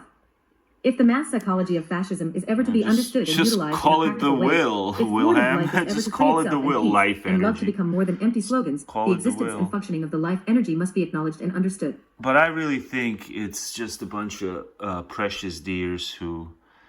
They can't hear you out when you make sense and debunk them because it instills self-doubt in them. And unless it's like, mommy and daddy doing it, they just think that you're like hurting mommy and daddy or something. I think that's fascism.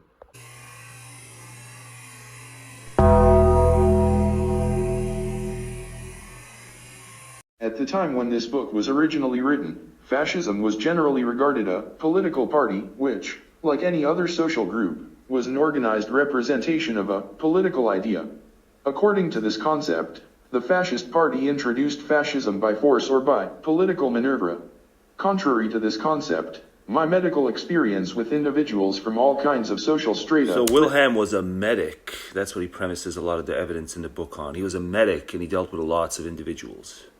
Races, nationality, let's fascism by force or by political maneuver. So he says that's not what, the root of fascism is. He says it's more characterological. He talks about fascism in a characterological sense. So we need to go back to thinking about characterological. fascism. Contrary to this concept, like usually the people I call disciplinarians, it's like, yeah, they're hooked by that. My medical experience with individuals... When you just feel like kids need discipline, and you just say it like point blank, kids need discipline. And I'm like, well, yeah, some kids are absolutely out of control, and okay, those kids need hard discipline, but not all kids need hard discipline. You don't need to intimidate all kids. But see, the disciplinarian, who Wilhelm Reich would have called the fascist, like that's how he would have pinned it down on. There's a kind of psychology, a characterological tendency of a person who insists that all kids need to have it rough, because probably they had it rough and they're resentful about that. And it kind of makes sense, except Wilhelm Reich says there's also sexuality that's involved. So it's a fascinating book, and I'm early on here. From all kinds of social strata, races, nationalities, and religions showed me that fascism is only the politically organized expression of the average human character structure. So there could be pre-political, pre-organized fascism, which he just refers to as characterological fascism. And it has a lot of overlap with this stuff that I'm fixated on in terms of these disciplinarians who insist on controlling children. Like if children aren't controlled, they lose their minds. If kids aren't controlled. But then I'm waiting to see how he throws sexuality into it and says like sexuality is a whole huge part of the repression. A character structure which has nothing to do with this or that race, nation, or party, but which is general and international. In this characterological... But maybe now fascism has a lot more to do with the race stuff, because there's a white genocide. Sense, fascism is the basic emotional attitude of man in authoritarian society, with its machine civilization and its mechanistic mystical view of life. It is the mechanistic mystical character of man in our times which creates fascist parties, and not vice versa. Even today, as a result of fallacious political thinking, fascism is still being considered a specific national characteristic of the Germans or the Japanese. The stubborn persistence of this fallacy is due to the fear of recognizing the truth. Fascism is an international phenomenon which permeates all organizations of human society in all nations. This conclusion is confirmed by the international events of the past 15 years. From this first fallacy, all other misinterpretations follow logically. To the detriment of genuine endeavors for freedom, fascism is still regarded as the dictatorship of a small reactionary clique. My character analytic experience, however, shows that there is today not a single individual who does not have the elements of fascist feeling and thinking in his structure. Fascism as a political movement differs from other reactionary parties in that it is supported and championed by masses of people. I am fully conscious of the responsibility involved in such statements. I could only wish, in the interest of this battered world, that the working masses had an equal realization of their responsibility for fascism. One has to distinguish ordinary militarism from fascism. Germany under the Kaiser was militaristic, but not fascist. Since fascism, always and everywhere, appears as a movement which is supported by the masses of people, it also displays all the traits and contradictions present in the average character structure. It's democratic fascism. Fascism is not, as is generally believed, a purely reactionary movement. Rather, it is a mixture of rebellious emotions and reactionary social ideas. It is. By being revolutionary, one means rational rebellion against intolerable social conditions. If, by being radical, one means going to the root of things. Yeah, fascism is the new punk, and the dead Kennedys were wrong. The rational will to improve them. Then fascism is never revolutionary. True, it may have... No, I'm taking the piss a bit here and there, but I take the book seriously, and I'm going to be open-minded about the main thesis of Wilhelm, and I hope he's right. Aspect of revolutionary emotions. I guess I hope he's right because I'm kind of giving it credence early on, so I hope my early on credence is not disproven. One would not call that physician revolutionary who proceeds against a disease with... Yeah, but just because I hope something's right doesn't mean I'm going to cling to it when it's clearly wrong. That's kind of another way why I'm a more anti-fascist than fascist. When a fascist hopes something is true, that's it. As long as their group continues to hope that it's true, it doesn't matter how much evidence you provide to the contrary. The fascist will die believing and hopey believing it's true. And cursing, but the other who... Yeah, fascists are people who overdose on copium. It's true. More than any other group. Courageously and conscientiously studies and... Because they were raised by disciplinarians and people who Reich would call fascists. The causes of the disease. Yeah. Fascist rebelliousness always occurs where fear of the truth turns a revolutionary emotion into illusions. In its pure form, fascism is the sum total of all irrational reactions of the average human character. To the narrow-minded sociologist who lacks the courage to recognize the enormous role played by the irrational in human history, the fascist race theory appears as nothing but an imperialistic interest or even a mere prejudice. The violence and the ubiquity of these race prejudices show their origin from the irrational part of the human character. The race theory is not a creation of fascism. No, fascism is a creation of race hatred in its politically organized expression. Correspondingly, there is a German, Italian, Spanish, Anglo-Saxon, Jewish, and Arabian fascism. The race ideology is a true biopathic character symptom of the orgastically impotent individual. The sadistic perverse character of the race ideology is also seen in the attitude toward religion. Fascism, we are told, is the archenemy of religion, and a regression to paganism. On the contrary, fascism is the extreme expression of religious mysticism. As such, it appears in a specific social form. Fascism is based on that religiosity which stems from sexual perversion. It changes the masochistic character of the old patriarchal religions into a sadistic religion. It takes religion out of the other-world philosophy of suffering and places it in the sadistic murder in this world. Fascist mentality is the mentality of the subjugated little man who craves authority and rebels against it at the same time. It is not by accident that all fascist dictators stem from the milieu of the little reactionary man. The captains of industry and the feudal militarist make use of this social fact for their own purposes. A mechanistic authoritarian civilization only reaps, in the form of fascism, from the little, suppressed man what for hundreds of years it has sown in the masses of little, suppressed individuals in the form of mysticism, top sergeant mentality, and automatism. Yeah, MAGA as a bunch of little suppressed individuals, and they can't even figure out what's bothering them. This little man has only too well learned the way of the big man and now gives it back, enlarged and distorted. The fascist is the top sergeant type in the vast army of our sick civilization. One cannot with impunity beat the tom-tom of high politics before the little man. The little top sergeant has outdone the imperialistic general in everything, in martial music, in goose-stepping, in giving orders and obeying them, in the deadly fear of thinking, in diplomacy, the deadly, tactics, in the deadly fear of thinking. But non-fascists are kind of guilty of that too. A lot of them. Oh, but more importantly, it is a very ominous text. And the effect is really felt when it's slowed down a bit. So I've got it, I think the sweet spot is 0.85. You know, this Borgie reader slightly slowed down. It's more nicely Orwellian sounding. For this reason, human society, even after the military defeat of party fascism, continues to hover at the brink of the abyss. The downfall of our civilization is inevitable if those who work, and the natural scientists and all... Nicely slowed down as well, but so ominous all throughout. You know, the last 15 years, holy crap, bang on. He says last 15 years, and you think about the last 15 years here, and it's like, wow. You know, things have never been less cosmopolitan, but the online world's supposed to know better. You know, you're online because you're more cosmopolitan, but the Johnny-come-lately online people don't get it.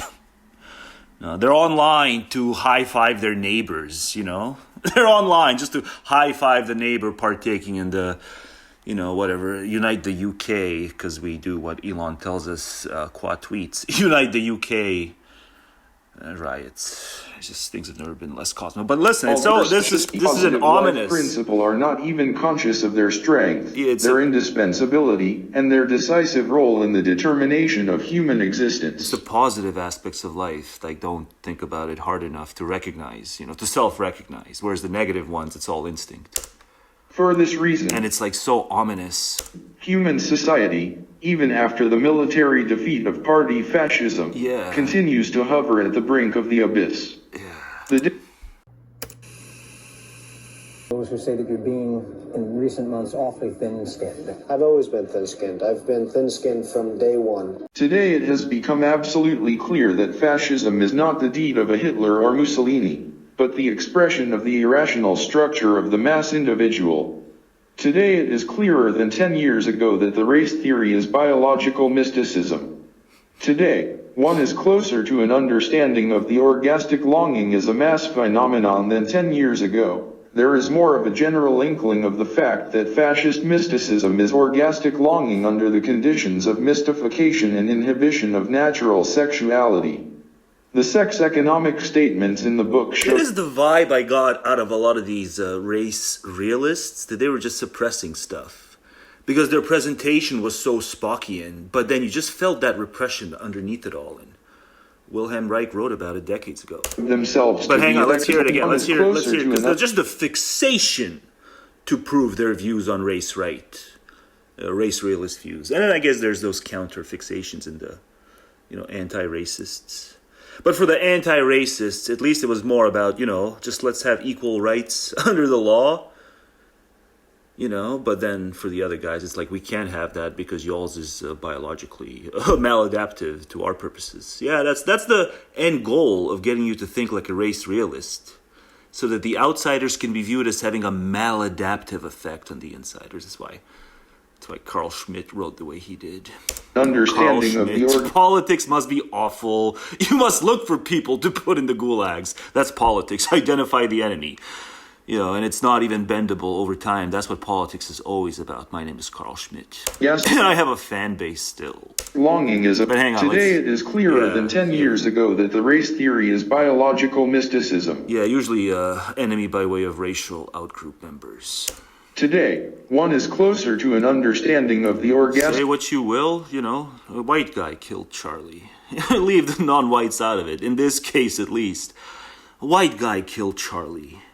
Longing is a mass phenomenon. But still, they twisted into the anti-trans and anti-other. Than 10 years ago that the race theory is biological mysticism. Today, one is closer to an understanding of the orgastic longing as a mass phenomenon than 10 years ago. There is more of a general inkling of the fact that fascist mysticism is orgastic longing under the conditions of mystification and... How do they hear this and not go, oh, that's what I've been doing? How do they hear this and not go, that's what I've been doing? At least some of the way.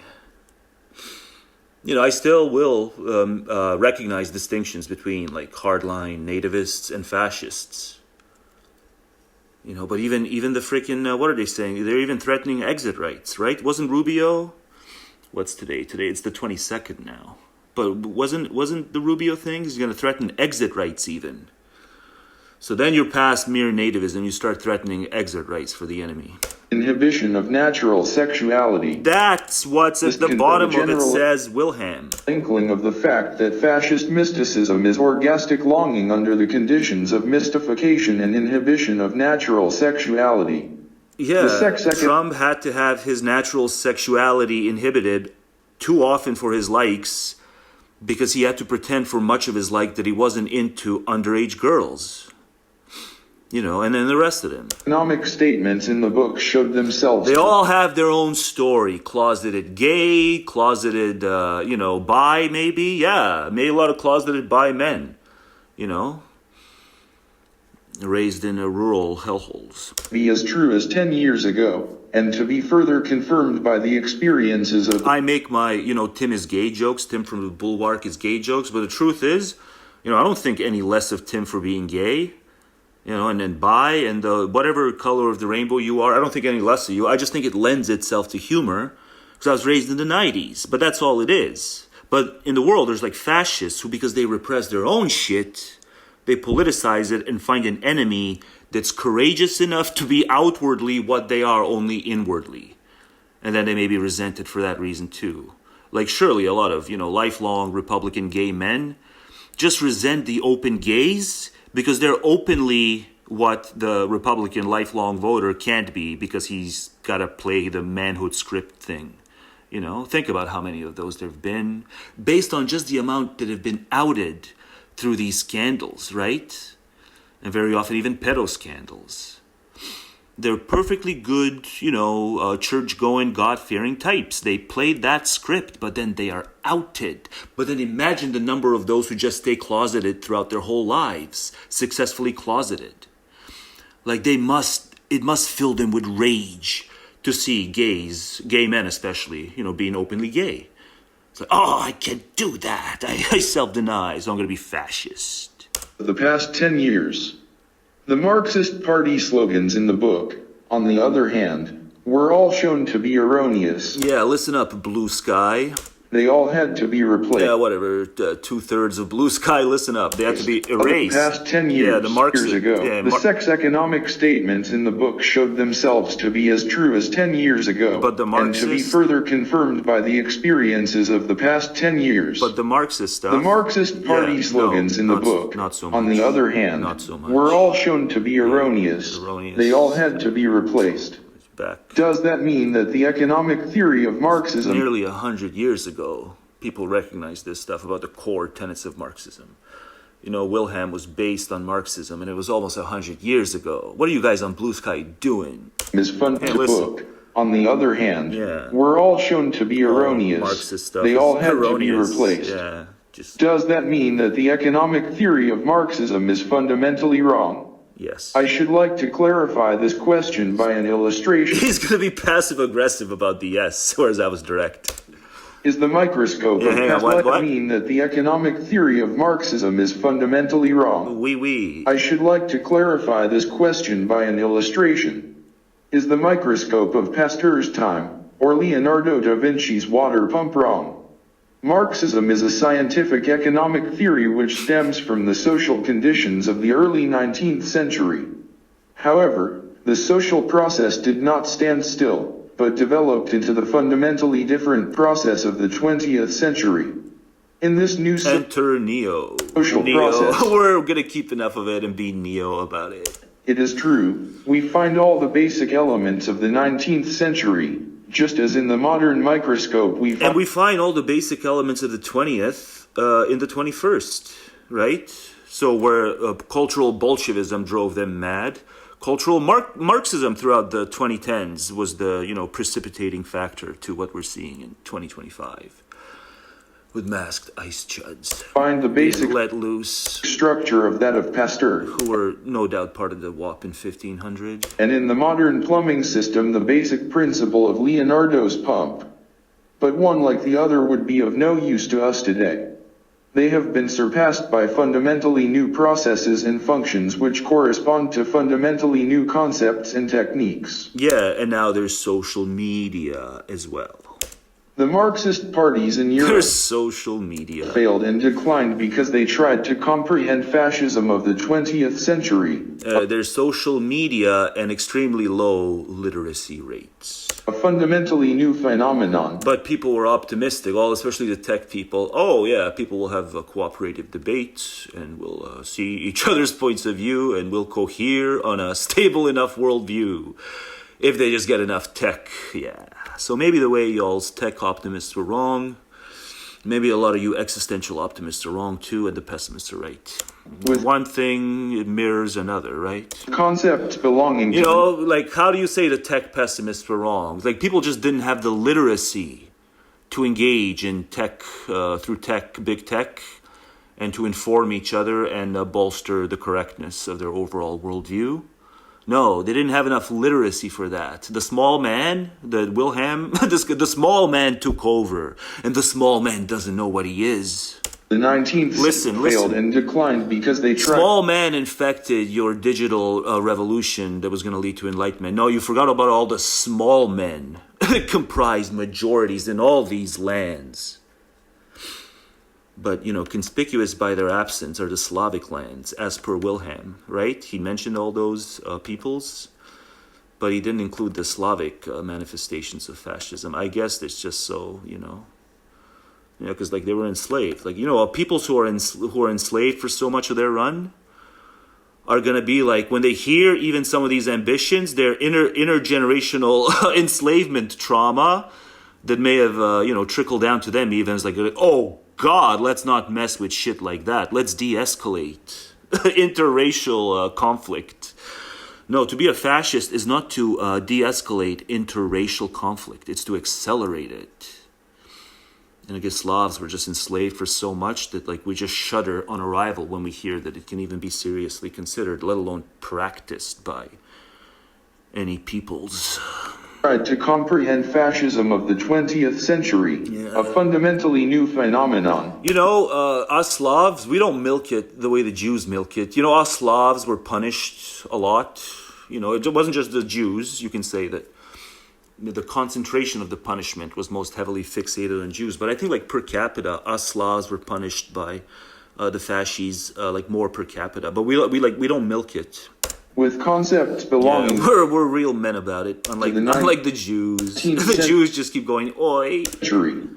They declined as social organizations because they failed to keep alive the developmental possibilities inherent in any scientific theory. The Marxists did fail. I do not regret my many years' work as a physician in Marxist organizations. I owe my sociological knowledge not to books, but primarily to the practical experience of the struggles on the part of the masses for a decent, free existence. Yeah. The best sex economic insights, in fact, were gained as a result of the errors in thinking on the part of the masses, the errors which brought them the fascist pestilence. Let's do the To me as a physician, the working individual with his everyday, the fascist gained as a result of the errors in thinking on the part of the masses, the errors which brought them the fascist pestilence. To me as a physician, the working individual with another round of fascist pestilence afflicting America. Everyday Let's just be clear. Concerns was accessible in a way he never is to a party politician. The party politician saw only the workers' class which he was going to fill with class consciousness. I saw the living being, man, as he was living under social conditions of the worst kind, conditions which he had created himself, which, characterologically anchored, he carried within him and from which he tried in vain to free himself. The chasm between economistic and biosociological conception became unbridgeable. The theory of the class individual became replaced by the knowledge of the irrational nature of the society formed by the animal, man. Today everyone knows that the economic concepts of the theory of the class individual became replaced by the knowledge of the irrational nature of the society formed by the animal, man. Today everyone knows that the economic... Just do away with your pretense. You doubters, you doubting, you know... It's animal stuff. It's the works of animal. We are the works of animal. Our civil, pretenses are the works of animals. Us, Economic concepts of Marx have permeated modern thinking, even though a great many economists and sociologists are not aware of the origin of their views. Such concepts as class, profit, exploitation, class struggle. They're at best, quasi-informed by animalistic insights. That is to say, insights that show our animalistic ways, not our, I want to drink tea with my pinky out too, like the rich folk do. That's the root of the thing. No, that's not the root of the thing. Commodity. You all want power for your own group. Surplus value, etc., have become common property. On the other hand, there does not exist today any party which could claim to be the heir and the true advocate of the scientific achievements of Marx when it comes to facts of social development instead of mere slogans which are no longer in keeping with the facts.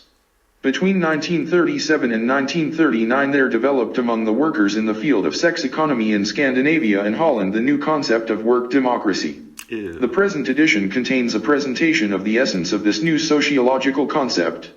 It comprises the best and still valid sociological findings of Marxism. At the same time, it takes into account the social changes which the worker has undergone during the past. I'm gonna maybe just stop here because he's gonna go into this Scandinavian model stuff, but that's not on the chopping block here as far as I'm concerned. I'm just concerned with the little man. German meetings around 1930 revolutionaries, such as Otto Strasser, who were intelligent and honest though their thinking was somewhat nationalistic and mystical, would say to the Marxists, "You Marxists always point to the theories of Marx. Marx taught that theory is confirmed only in practice. But you always come up with explanations for the defeats of the Workers' International. Your Marxism has failed. The defeat in 1914 you explain with the defection of the Social Democrats, that of 1918 with their politics of betrayal. And now you have new explanations for the fact that in the present world crisis the masses turn to the right instead of the left. But your explanations do not alter the fact of these defeats. Ever fucking newer. Where explains that of 1918 with their politics of betrayal. And now you have new explanations for the fact that in the present world crisis the masses turn to the right instead of the left. But your explanations do not alter the fact of these defeats. Where, in the past 80 years, has there been... It was a lot closer than it keeps being portrayed in the States in 2024. But it's not shaping up to be anywhere near as close in the UK. I don't know what's going on with UK chuds. UK chuds is like, the only country where chud can be super skinny, and it still makes sense to call him chud. In any confirmation of the social revolution by practical action. Your basic error is that you deny or ridicule the mind which moves everything, instead of comprehending it.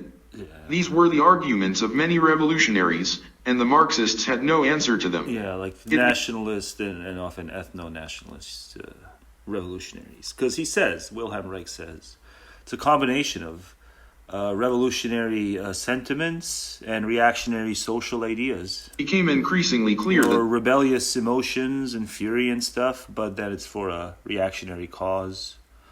Like all the worst stuff, and pumps up the military, and then it's like, oh shit, we gotta fight it, so we gotta do our own pumping up of the military. Fuck!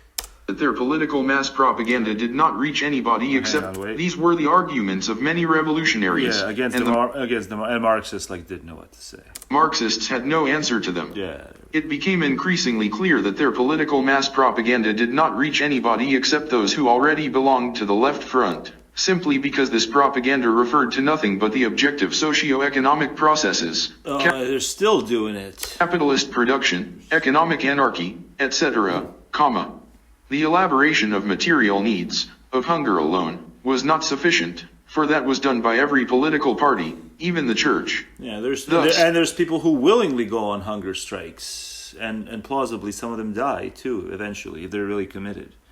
There's people who willingly do hunger strikes because they believe in some cause that's immaterial. They can't show on a piece of paper how you verify the cause, but they go on hunger strikes. And Marxist is like, I'm not going to think about that critically at all.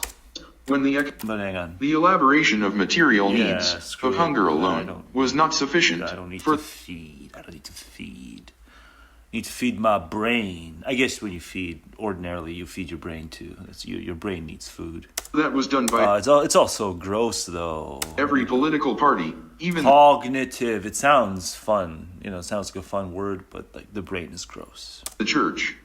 Thus, when this is your brain on church. Elaboration of material needs, of hunger alone, was not sufficient, for that was done by every political party, even the church. Thus, when the economic crisis was most acute, the mysticism of National Socialism defeated the economic theories of socialism. It was evident that there was a wide... Can you imagine starving and having to hang out with Mother Teresa because she comes to give food? And whatever, these, bare, minimal mats for them to sleep on. But then you're going to hang out with Mother Teresa. Oh, God, maybe I'll just take the absence of food. I'll take the famine. Gap in the I hate the whole theist thing so much here. Tail end of September 2025. I hate the theist thing so much. For that was done by every political party, even the church. Thus, when the economic crisis was most acute, the mysticism of National Socialism defeated the economic theories of socialism. It was evident that there was a wide gap in the propaganda and in the total conception of socialism, a gap which was responsible for its political mistakes. There's still nothing behind door B. It was a defect in the Marxist comprehension of political reality. And everything. True, the method of dialectic materialism had provided the means for correcting this defect, but they had not been utilized. It's just kind of, in brief, being open-minded, right? Marxist politics had not... Mutual cooperation and open-mindedness, and, just try not to be too dogmatic even on your sacred cows, right? But then no one can muster it. They can muster it for most things. When it comes to their sacred cows, they can't muster, Listen to you as you debunk their sacred cows. Included in its political... Like God and Godder. Yeah, all fascists need is Godder. That's all they need. And they insist on getting it through politics. They need their Führer Godder. Practice the character structure of the masses and the social significance of mysticism. And Führer, like super angry, wild, unruly father. What is the track? Gay son of ruthless man. Yeah, that's like if Hitler had a son, or like Hitler himself, right? Gay son of gay son of ruthless man. Yeah, it's like if Hitler had a son. Yeah, it'd be like gay son of ruthless man. Or just, Hitler himself. In brief, Marxist... Yeah, so many of them, I'm seriously, so many of them just have to seethe. Because they have to be closeted homosexuals. It must be true for the women. I sense it off of Laura Ingraham. She just wants to eat cooch and she can't. Because then it's like, I lose cred. Laura Ingraham, maybe Megyn Kelly, they just can't afford to lose cred. The cred, the South Park cred. But especially with the men. With the men, they just seethe at gay pride parades because they want some schlong and they can't get it because they got to read the scripts. And then they're like, I'm gushing for fascism, so I'm voting Dawn. Politics had not included in its political practice the character structure of the masses and the social significance of mysticism. Oh, Lord, help us. If one followed and actually experienced the theory and practice of Marxism on the revolutionary left front between 1917 and 1933, one found that it was limited to the objective economic processes and to state politics. The so-called subjective factor in history, the ideology of the masses, its development, and contradictions, were not even considered, let alone understood. The Marxists failed, and I would say still aren't, to apply their own method of dialectic materialism, I think they still do. Keep it alive, and to use it to comprehend every new social phenomenon. That is, the method of dialectic materialism was not applied to new historical phenomena. But fascism was such a phenomenon which was still completely unknown to Marx and Engels and of which Lenin was aware only in its very beginning. I guess I'm willing to expropriate some stuff, mines, natural resources by way of rivers. I think a lot of stuff should be, we as citizens should get a dividend in the, insofar as it yields value. There's too much grubby private hands all over that. Nuclear facilities, things, I mentioned mines. I guess some of that stuff is retro, but, give the populace a slice of that big tech profit stuff. You're so much of it is just you're feeding on the populace and the, surveilling of the populace for advertisement purposes. So at least give them a bigger slice through some sort of, dividend. Or, just convince Canadians to, come up with similar schemes. Man, look at it go. So there was this stupid team meeting that I didn't have to attend, but I chose to because you can just call in through Teams. So I'm like, easy money, right? I'll be paid for longer than I'll attend, right? I think they got to pay 2-hour minimum. So I'm like, okay, I'll attend the meeting. And they did not a roll call thing, but they did everyone say one interesting thing about yourself. And they hadn't done that before. But it's this, I guess, corporate gimmick to get everyone to feel relaxed enough that their own input counts. Because before we even say anything, we're going to do a round table roll call like thing, and you say your name and you say how long you've been with us, and then you say one interesting thing. And they don't do it with the people who are just calling in to the meeting, right? So they just do it with the people physically present, and I'm like, I'm so happy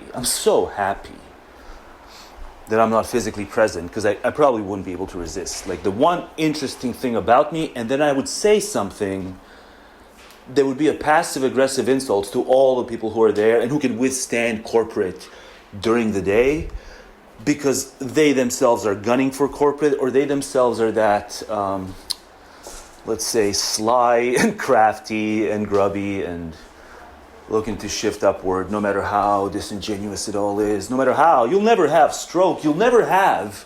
You can advance, but you're just crunched further because you're closer to the overseers. You're not going to be calling the shots. And I would have just said something about how I'm so glad that I'm on the night shift.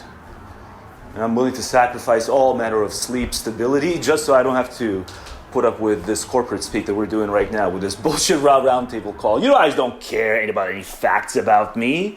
Why are we even doing this? There's one interesting thing about me. That's how I define interesting. I call you and you're bullshit. And I engage in free speech and frank speech at work, even if it means being reprimanded heavily and even if it means being fired. You know, I need a stable income still, sadly, because this is a messed up world, but I don't need it that bad. I would have said something as an interesting fact about me that would have poked them. And no one else came anywhere close to saying anything that, exhibits any such courage. But then if I were there, who knows whether I would have gone through with it. But then what the fuck would I have said? The best thing about me, hi, my name is No Avail. The best thing about me is the No Avail stuff. The best thing about me is when I go off on all these aspects of the social life, all these stupid the pretenses. We're curious about everyone here. Say one interesting thing about yourselves. No, I guess the one interesting thing about myself is I'm the only one here who would like to rather engage in frank speech. Even though we're all being paid to attend and even though we have to keep it professional because we're being paid, this is going to be a much more productive meeting if everyone is encouraged to just go full blast frank speech. My name is No Avail. The best thing about me is once upon a time I read these various philosophers and I finished entire books. So the best thing about me was true and no longer is. So I'll just tell you the interesting thing about me because the best thing doesn't apply anymore. I don't care. I found my niche. I don't think any other philosopher is gonna, upend these few folk that I keep doing segments about. The dramatic stuff. That's the most interesting thing about me. I used to read philosophy in a variegated form. Those days are gone, and they're going to stay gone. Because we know what it's all about. It's all about this, the mass individual thinks himself partaking in some struggle that's mystical and, race-bound, as Wilhelm Reich shows in that brilliant book. The basic problem then is, what causes this divergence between economic position and psychological mass structure? We have to comprehend the essence of the mass psychological structure and its relation to the economic base from which it derived. In order to do this, we have to rid ourselves, first of all, of those concepts of vulgar Marxism which bar the way to a comprehension of fascism. They are, essentially, the following. Vulgar Marxism schematically separates economic existence from social existence as a whole and contends that human ideology and consciousness are immediately and exclusively determined by the economic conditions. In doing so, it arrives at a mechanistic antithesis of economy and ideology. Yeah, so let's not do that anymore. Base and superstructure. Yeah, no, that's... It considers ideology dependent, schematically and one-sidedly, on economic conditions, and overlooks the dependence of economic development on ideology. Yeah, no, for this reason, the problem of the retroaction of the ideology on the economic base remains This is inaccessible. also an obstacle to becoming part of the mature humanity, is peddling this. To vulgar Marxism. Hang on, what? Development on ideology. For this reason, the problem of the retroaction of the ideology on the economic base remains inaccessible to vulgar Marxism. True, it speaks of the lag of the subjective factor in the sense of Lenin, but it cannot do anything about it practically. For the following reason, it explains this lag one-sidedly from the standpoint of the economic situation, without looking to ideology for the explanation of contradictions in the economy, and without comprehending ideology as a historical force. In fact, vulgar Marxism militates against a comprehension of the structure and the dynamics of ideology, by brushing it aside as psychology, which is called non-Marxist. It leaves the problem of the subjective factor in history, the so-called psychic life, to the metaphysical idealism of political reaction, to a Gentile and a Rosenberg, the people who claim that the spirit and the soul alone make history and who have the greatest success with their claims. The fallacy of the excluded middle again. God, I want to drop this on Blue Sky like one fell swoop. Trust me, they need to hear it. The neglect of this aspect of sociology, as does Kid, arguably, was pointed out by Marx himself in his criticism. But I come in peace as always. Of 18th century Wait, Marx knew it alone too. make Marx, history and I who think have the greatest he's going to success say with their Marx claims. knew it too. The neglect of this aspect of sociology was pointed out by Marx himself in his criticism of 18th century materialism. Yeah, so like Marx understood that Marxism's stupid. Like even Marx understood Marxism stupid. The vulgar Marxist considers psychology in itself like, as a don't be vulgar about me, said Marx. And then, like, most of them went ahead and went to be vulgar about him. metaphysical system. Proudly. He neglects to separate Wait, what Marx himself did? in his criticism of 18th century materialism. Oh. The vulgar Marxist considers So I psychology guess materialism was, like, even more reductionist before the 19th century or something? in itself as a metaphysical system. Like, how could He it be neglects anymore? to separate the metaphysical character of reactionary psychology from its basic elements, which were disclosed by a revolutionary psychological search and which have to be developed. I guess this is, you know, a World War II era Germans viewed like, they even described a reactionary to revolutionary spectrum on, like, whether or not you believe in metaphysics. Oh, wacky times. Instead of criticizing productively, he simply repudiates. He considers himself as a materialist when he throws out as idealistic such facts as instinct, need, or psychological process. Wait, so instinct is not natural? It's ideal. Oh, wow. Different eras, right? Different eras, different lingos, and conceptual schemes. In doing so, he gets himself into the greatest difficulties and achieves only failure, for his political practice forces him constantly to use practical psychology. He cannot avoid talking about human needs, revolutionary consciousness, the will to strike, etc. The more he repudiates psychology, the more he himself practices metaphysical psychologism and worse, empty coasm. He will explain a historical situation by a Hitler psychosis, or will tell the masses they should trust in him, that things are going ahead in spite of... Before I discovered the book, remember I was talking about that whole, you know, my Catholic friend and all that stuff, and I mentioned that, you know, it's like... his relationship with God is just his psychosis, but then, like, that's what people said about the fascist relationship to Hitler. They're under, like, a mass psychosis.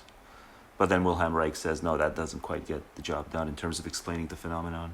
Of everything that but hang on, creates psychology, the more he himself practices metaphysical psychologism and worse, empty coasm. He will explain a historical situation by a Hitler psychosis, or will tell the masses they should trust in him, that things are going ahead in spite of everything, that the revolution cannot be beaten, etc. Yeah, Finally, that's when they becomes... say late-stage capitalism, they pretty much indicate that that's what they think is going to happen. Because then why would they call it late stage? How do you know what stage it's at? The dispenser of They think there's an inevitability a la directionality by way of human action. And that's what history is. encouragement without even saying anything factual about existing conditions and without comprehending what has happened. Yeah, he like will what's never happened understand is... such facts as that what's political happened reaction is, does not know a hopeless situation or that an economic crisis may lead to barbarism as well as to social freedom. Yeah. Instead of deriving theory and... The economic crisis of 2008, you know, eventually, you know, what is it, 17 years later, led to a barbarism and a collapse of law, or at least adherence to law by those who are the most powerful in the United States of America. So it was a collapse, and then there was something of a recovery, but then there was a backlash because a black guy was president, and, you know, tiptoe back and forth, and now he's back, and now it's just all just running down blue states. action from social reality. He changes reality in his Wait, fantasy, what? or that an economic crisis may lead to barbarism as Yeah, well as to social there's freedom. There's barbarism. Instead of deriving theory and America. action from social reality, he changes reality in his fantasy to conform with his wishes. Yeah, Richard Wolff. Our You know, political it was supposed to be collapsed back in March. psychology can be nothing but the investigation of this subjective factor of history, of the Yeah, and then character by the way, you know, Skid, you know, no, Destiny's too safe, so that's why they let him go on Piers Morgan. Like, Richard Wolff has made the rounds everywhere. Richard Wolff's made the rounds. He's kind of talking your, you know, vulgar Marxist talk. of the people of a given epoch. Oh, no war but class war. No, listen to Wilhelm Reich. You're not taking the structure of the average human, twisted structure of the average human character into account. And of the ideological structure of their society. Yeah.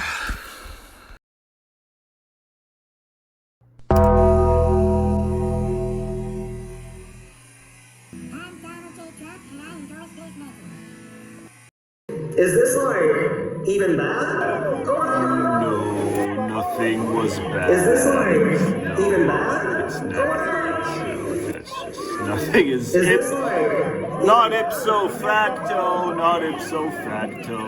Is this like even bad? It's only what you spin it. It's only how you spin it. It's only how they spin it. In other news, many people are saying that South Park sucks now. Yes, I concur. South Park indeed does suck now. It's going after MAGA and it's partisan. So let's show you all how it's done. See, even Kenny knows. Even Kenny brings the signage. So let's show you all how the pros do it up in here. So when you want to utilize stuff for your own purposes, you just do, you try to fit the screen so you don't have to resize anything. So you're kind of precise. It takes time. It takes time, especially hard to do one-handed. It's harder when you got to hold the phone and do commentary. But what did I always say? Multitasking, I can do it. Watch, I'll make it a perfect rectangular image. I'll do it. Yeah, and then save and then utilize at an opportune time, which there's going to be no shortage of opportune times, because some folk are literal about it. Yeah, but they only say it of you. Why don't you just say it of the show? You fucking Russian bot. But yes, if you hate what No Avail stands for, just go to www.noavailsucks.com and listen to the little Jewish boy tell you what to do with your crypto or whatever assorted good and plenty you're looking to invest. www.noavail.com. Little Jewish boy's got you covered. He'll tell you from A to Z how to strike it ever more rich. www.noavailsucks.com. Do it now. Especially works if your IP is somewhere in Russia. Sometimes the politicized stupidity originates in a kind of purist ultra-leftist politics that is engaged in a quarrel with the mainstream Democratic Party so overwhelming, so all-encompassing to the people involved in it, that they can't see anything else. They're engaged in a petty factional dispute of ultra-left against mainstream, and that is the only thing they're aware of or care about. Everything else is just too far away. And sometimes, unfortunately, and this is where it most irks me, the politicized stupidity originates in the need of a writer to seem clever within some tiny invisible media clique, where this is a different thing than all that writer's friends are saying, and so they say it, to seem smarter than everybody else, to seem a little not as caught up in the true drama of our times, to be able to have that kind of superior attitude to everyone else. You all are overreacting. I alone take the true measure. Just say Atlantic derisively. It's just going to be... Just say the Atlantic derisively over and over again, like they do on Twitter.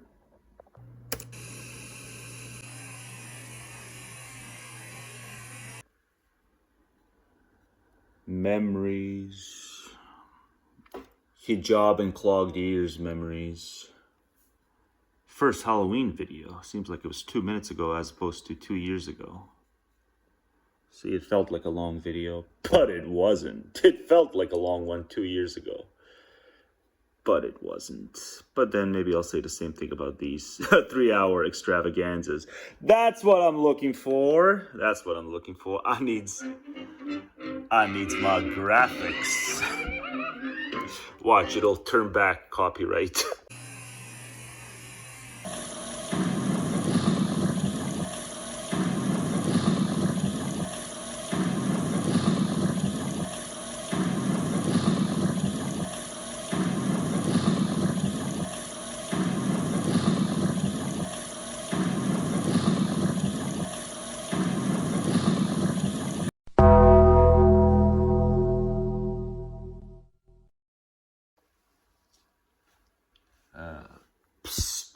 Here's a fun spoiler. There will be more. There'll be renditions where I don't just rant over it, but I participate in it. There will be more. Future tense, no avail. There will be more. Yeah, I would agree. I would agree with Destiny, but I'm not going to watch it because then it's just more work. evergreen well, you know, especially when he's going after everyone he's going after. Man, no one knows to go after the ones who need to be gone after better than him. Hats off. I couldn't do it. Not full time, not every day. I couldn't. No. You know, he can barely stress the work folk, but he can like endure so much. He's such a gifted man-child. He can endure so much, and he doesn't even seem to sweat it. He's got a lawsuit on his hands still. Apparently there's good news, but I didn't watch that either. You know, whatever. You're cleared. You're cleared, more or less. But, man, he can withstand so much on the daily. And he's got other issues. The lawsuit, the online stuff, and the, you know, being persecuted, you know, and tweeted about by the owners of big platforms. Man, you know, it's just a matter of time before Trump starts a feud with him. And it's like, why are you in Florida, kid? Why are you in Florida? Yeah, but kid's awesome. But, you know, it's just 3 years my junior. But accomplished so much more, even though he's like only 3 years my junior. God. Must feel good to be so accomplished, even though you got to be stressed out of your gourd and really good at hiding it, as he once said he was. But hats off for hiding it so well. I couldn't. You know, I have these freaking outside meltdown-y rants just because, like, I have, like, a heckler, and that's it. And it's, like, causes me to shout really loud outside, watch those unlisteds. There's some gold in there, you know. He does what I do, but he does it at such a sharp angle. He's convinced himself he does something categorically different when he tells me I ought to be different than how I am. You know, as a, whatever, ranter, commentator, more so than a, you know, interlocutor of the specific type he'd like me to be. Yeah, I'm not your heckler. I'm not your specific type of interlocutor. I'm so sorry. You know, I'm a ranter, observer, commentator. And you got to live with it.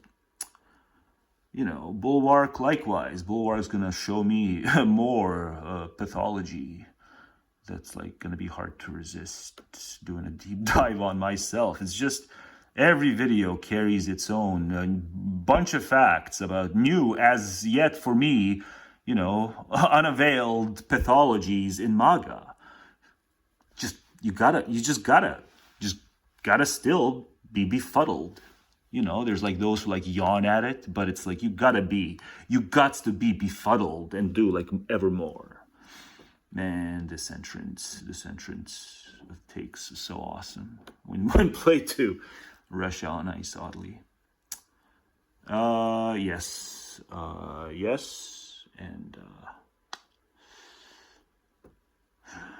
yeah, he gets me. You know, he gets me. No one else gets me, but you know, every time I click, it's like, yeah, he gets me.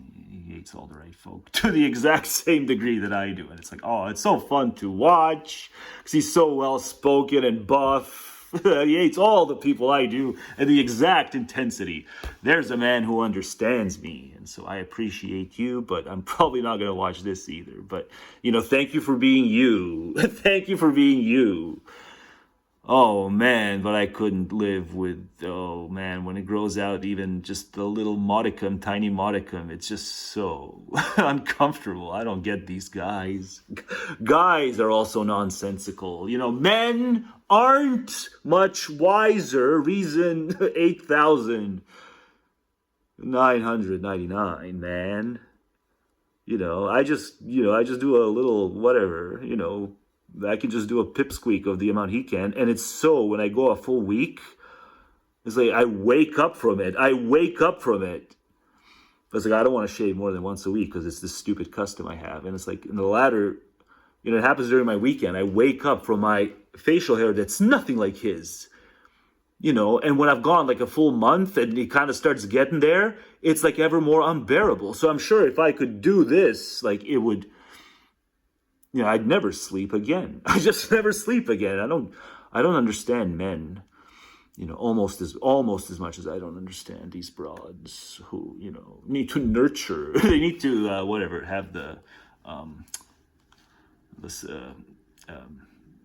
the baby needs the direct, you know, tit milk. It can't like be the same milk. They just put in a, you know, glass and the baby gets the same. No, the baby must suckle on the tit. And like the mother is like, finds that psychologically rewarding. It's so stupid, right? Because like it's true scientifically, the baby does gain in some way. It's so absurd what we are. And like, people want to be fanciful and say that we have souls. But it's like, it's so obvious we're at bottom brutes. Like the baby needs to suck. It's like the same substance it would get, you know, if it didn't suckle on the tit directly, but if it just got it from like, you know, a straw or something, the pacifier. But, you know, like the woman finds it psychologically rewarding that it happens. And I'm like, God, even when it starts teething, the woman finds it psychologically. Women are so insane, man.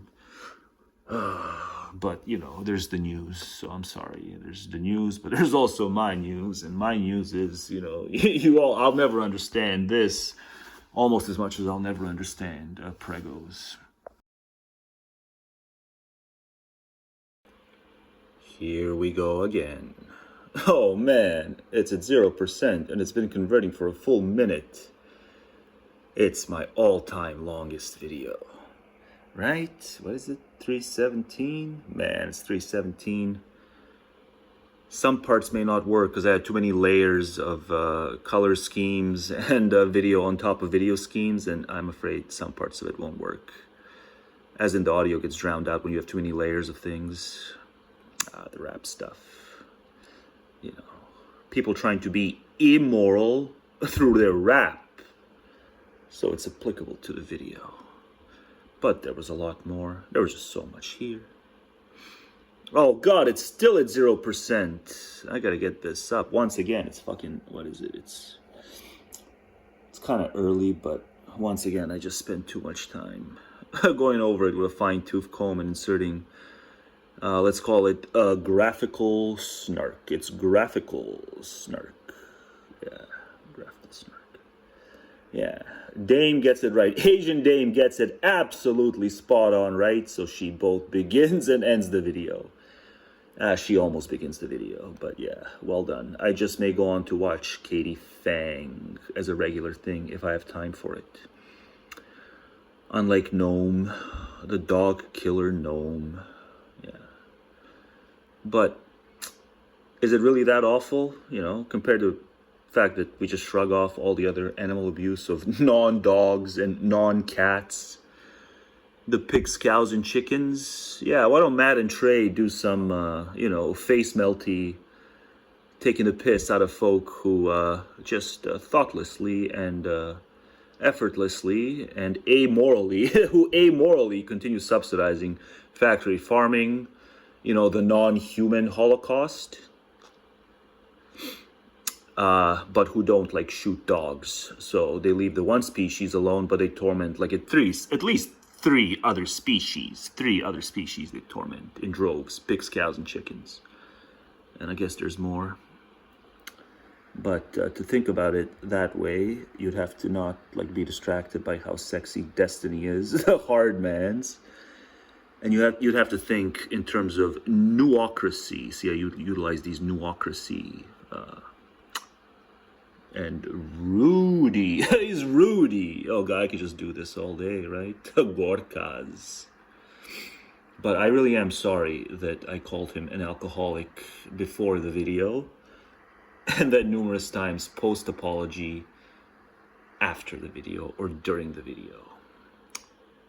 Yeah, Pierre storms off like a bitch, but then claims that he was dominant in the debate, even though he what? He said, I don't care. Well, you don't say I don't care when you're on stage, buddy, and when it's topical. You don't say I don't care, Pierre. Oh man, it's still assuming I'm going to care about these three swamps. It's still assuming. It's just YouTube's hanging by a thread, but the stupid software, it's a good software, but it assumes that I'm going to swim on Twitter.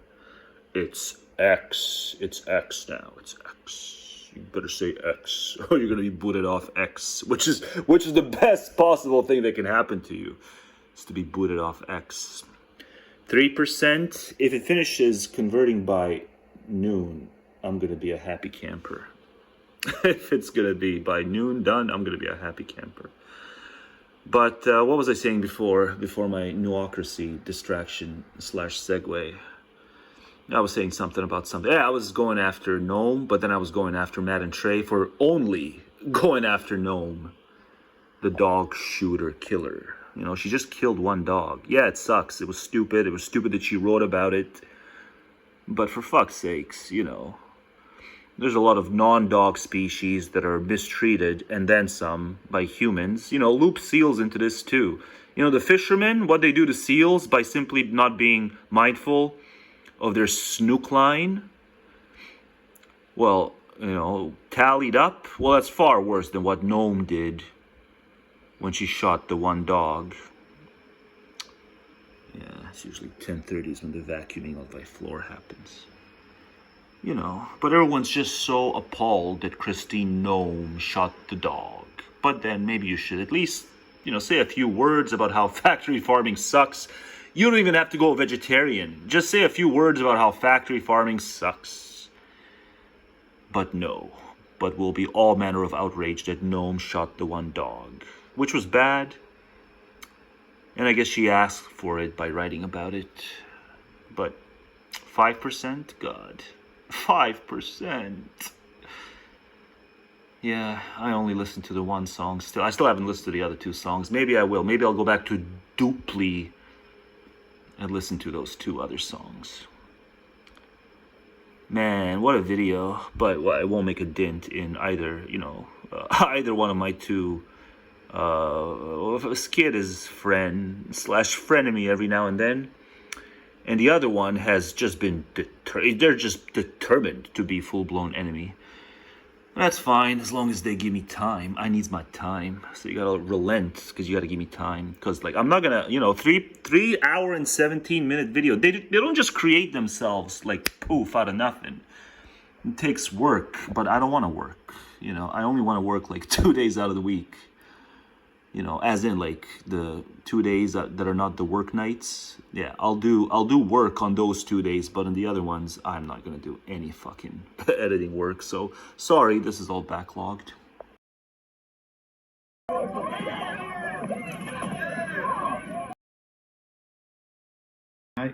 I always thought of myself as an immigration hawk, and I'm kind of reaching the defund ICE level at this point. Not good. All the toothless attacks on Zoran. Yeah, it's not good. I've gotta, you know, what is it? It's not good. It's the 30th. I gotta start. I'm gonna be late. The Halloween special's gonna be all kinds of late, because I'm watching C grade, whatever, you know, even more C grade, because, you know, the stuff that I would have done once upon a time, even maybe once upon a time, even I would have had a toothless attack on Zoran because of his faith, but no more. I am reformed, but also I'm just over consuming instead of that. I'm just over consuming, and the Halloween special's gonna be late because it's not been started. Episodes. No. Who are you?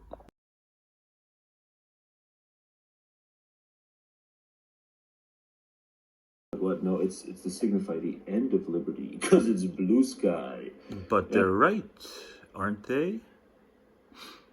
You know, at least the end of liberty for non-white persons living in America. Even if you're not snatched off the street, you gotta worry about being snatched off the street. It's bad enough. It's a raw deal. I guess you don't have to worry about it if you're not paying attention at all. You know, and even if you're not paying attention, you probably have friends who pay the minimal amount of attention necessary to tell you that, yeah, you ought to be worried about stepping outside if you're non-white or, you know, whatever, even like half white or something. You know, they've gone after the admixture focus. It's all about the look aspect. Yeah, it's all about the look aspect.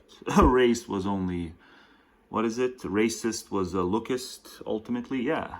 Racist was lookist ultimately, but they're still doing it. It's great as art. Yeah.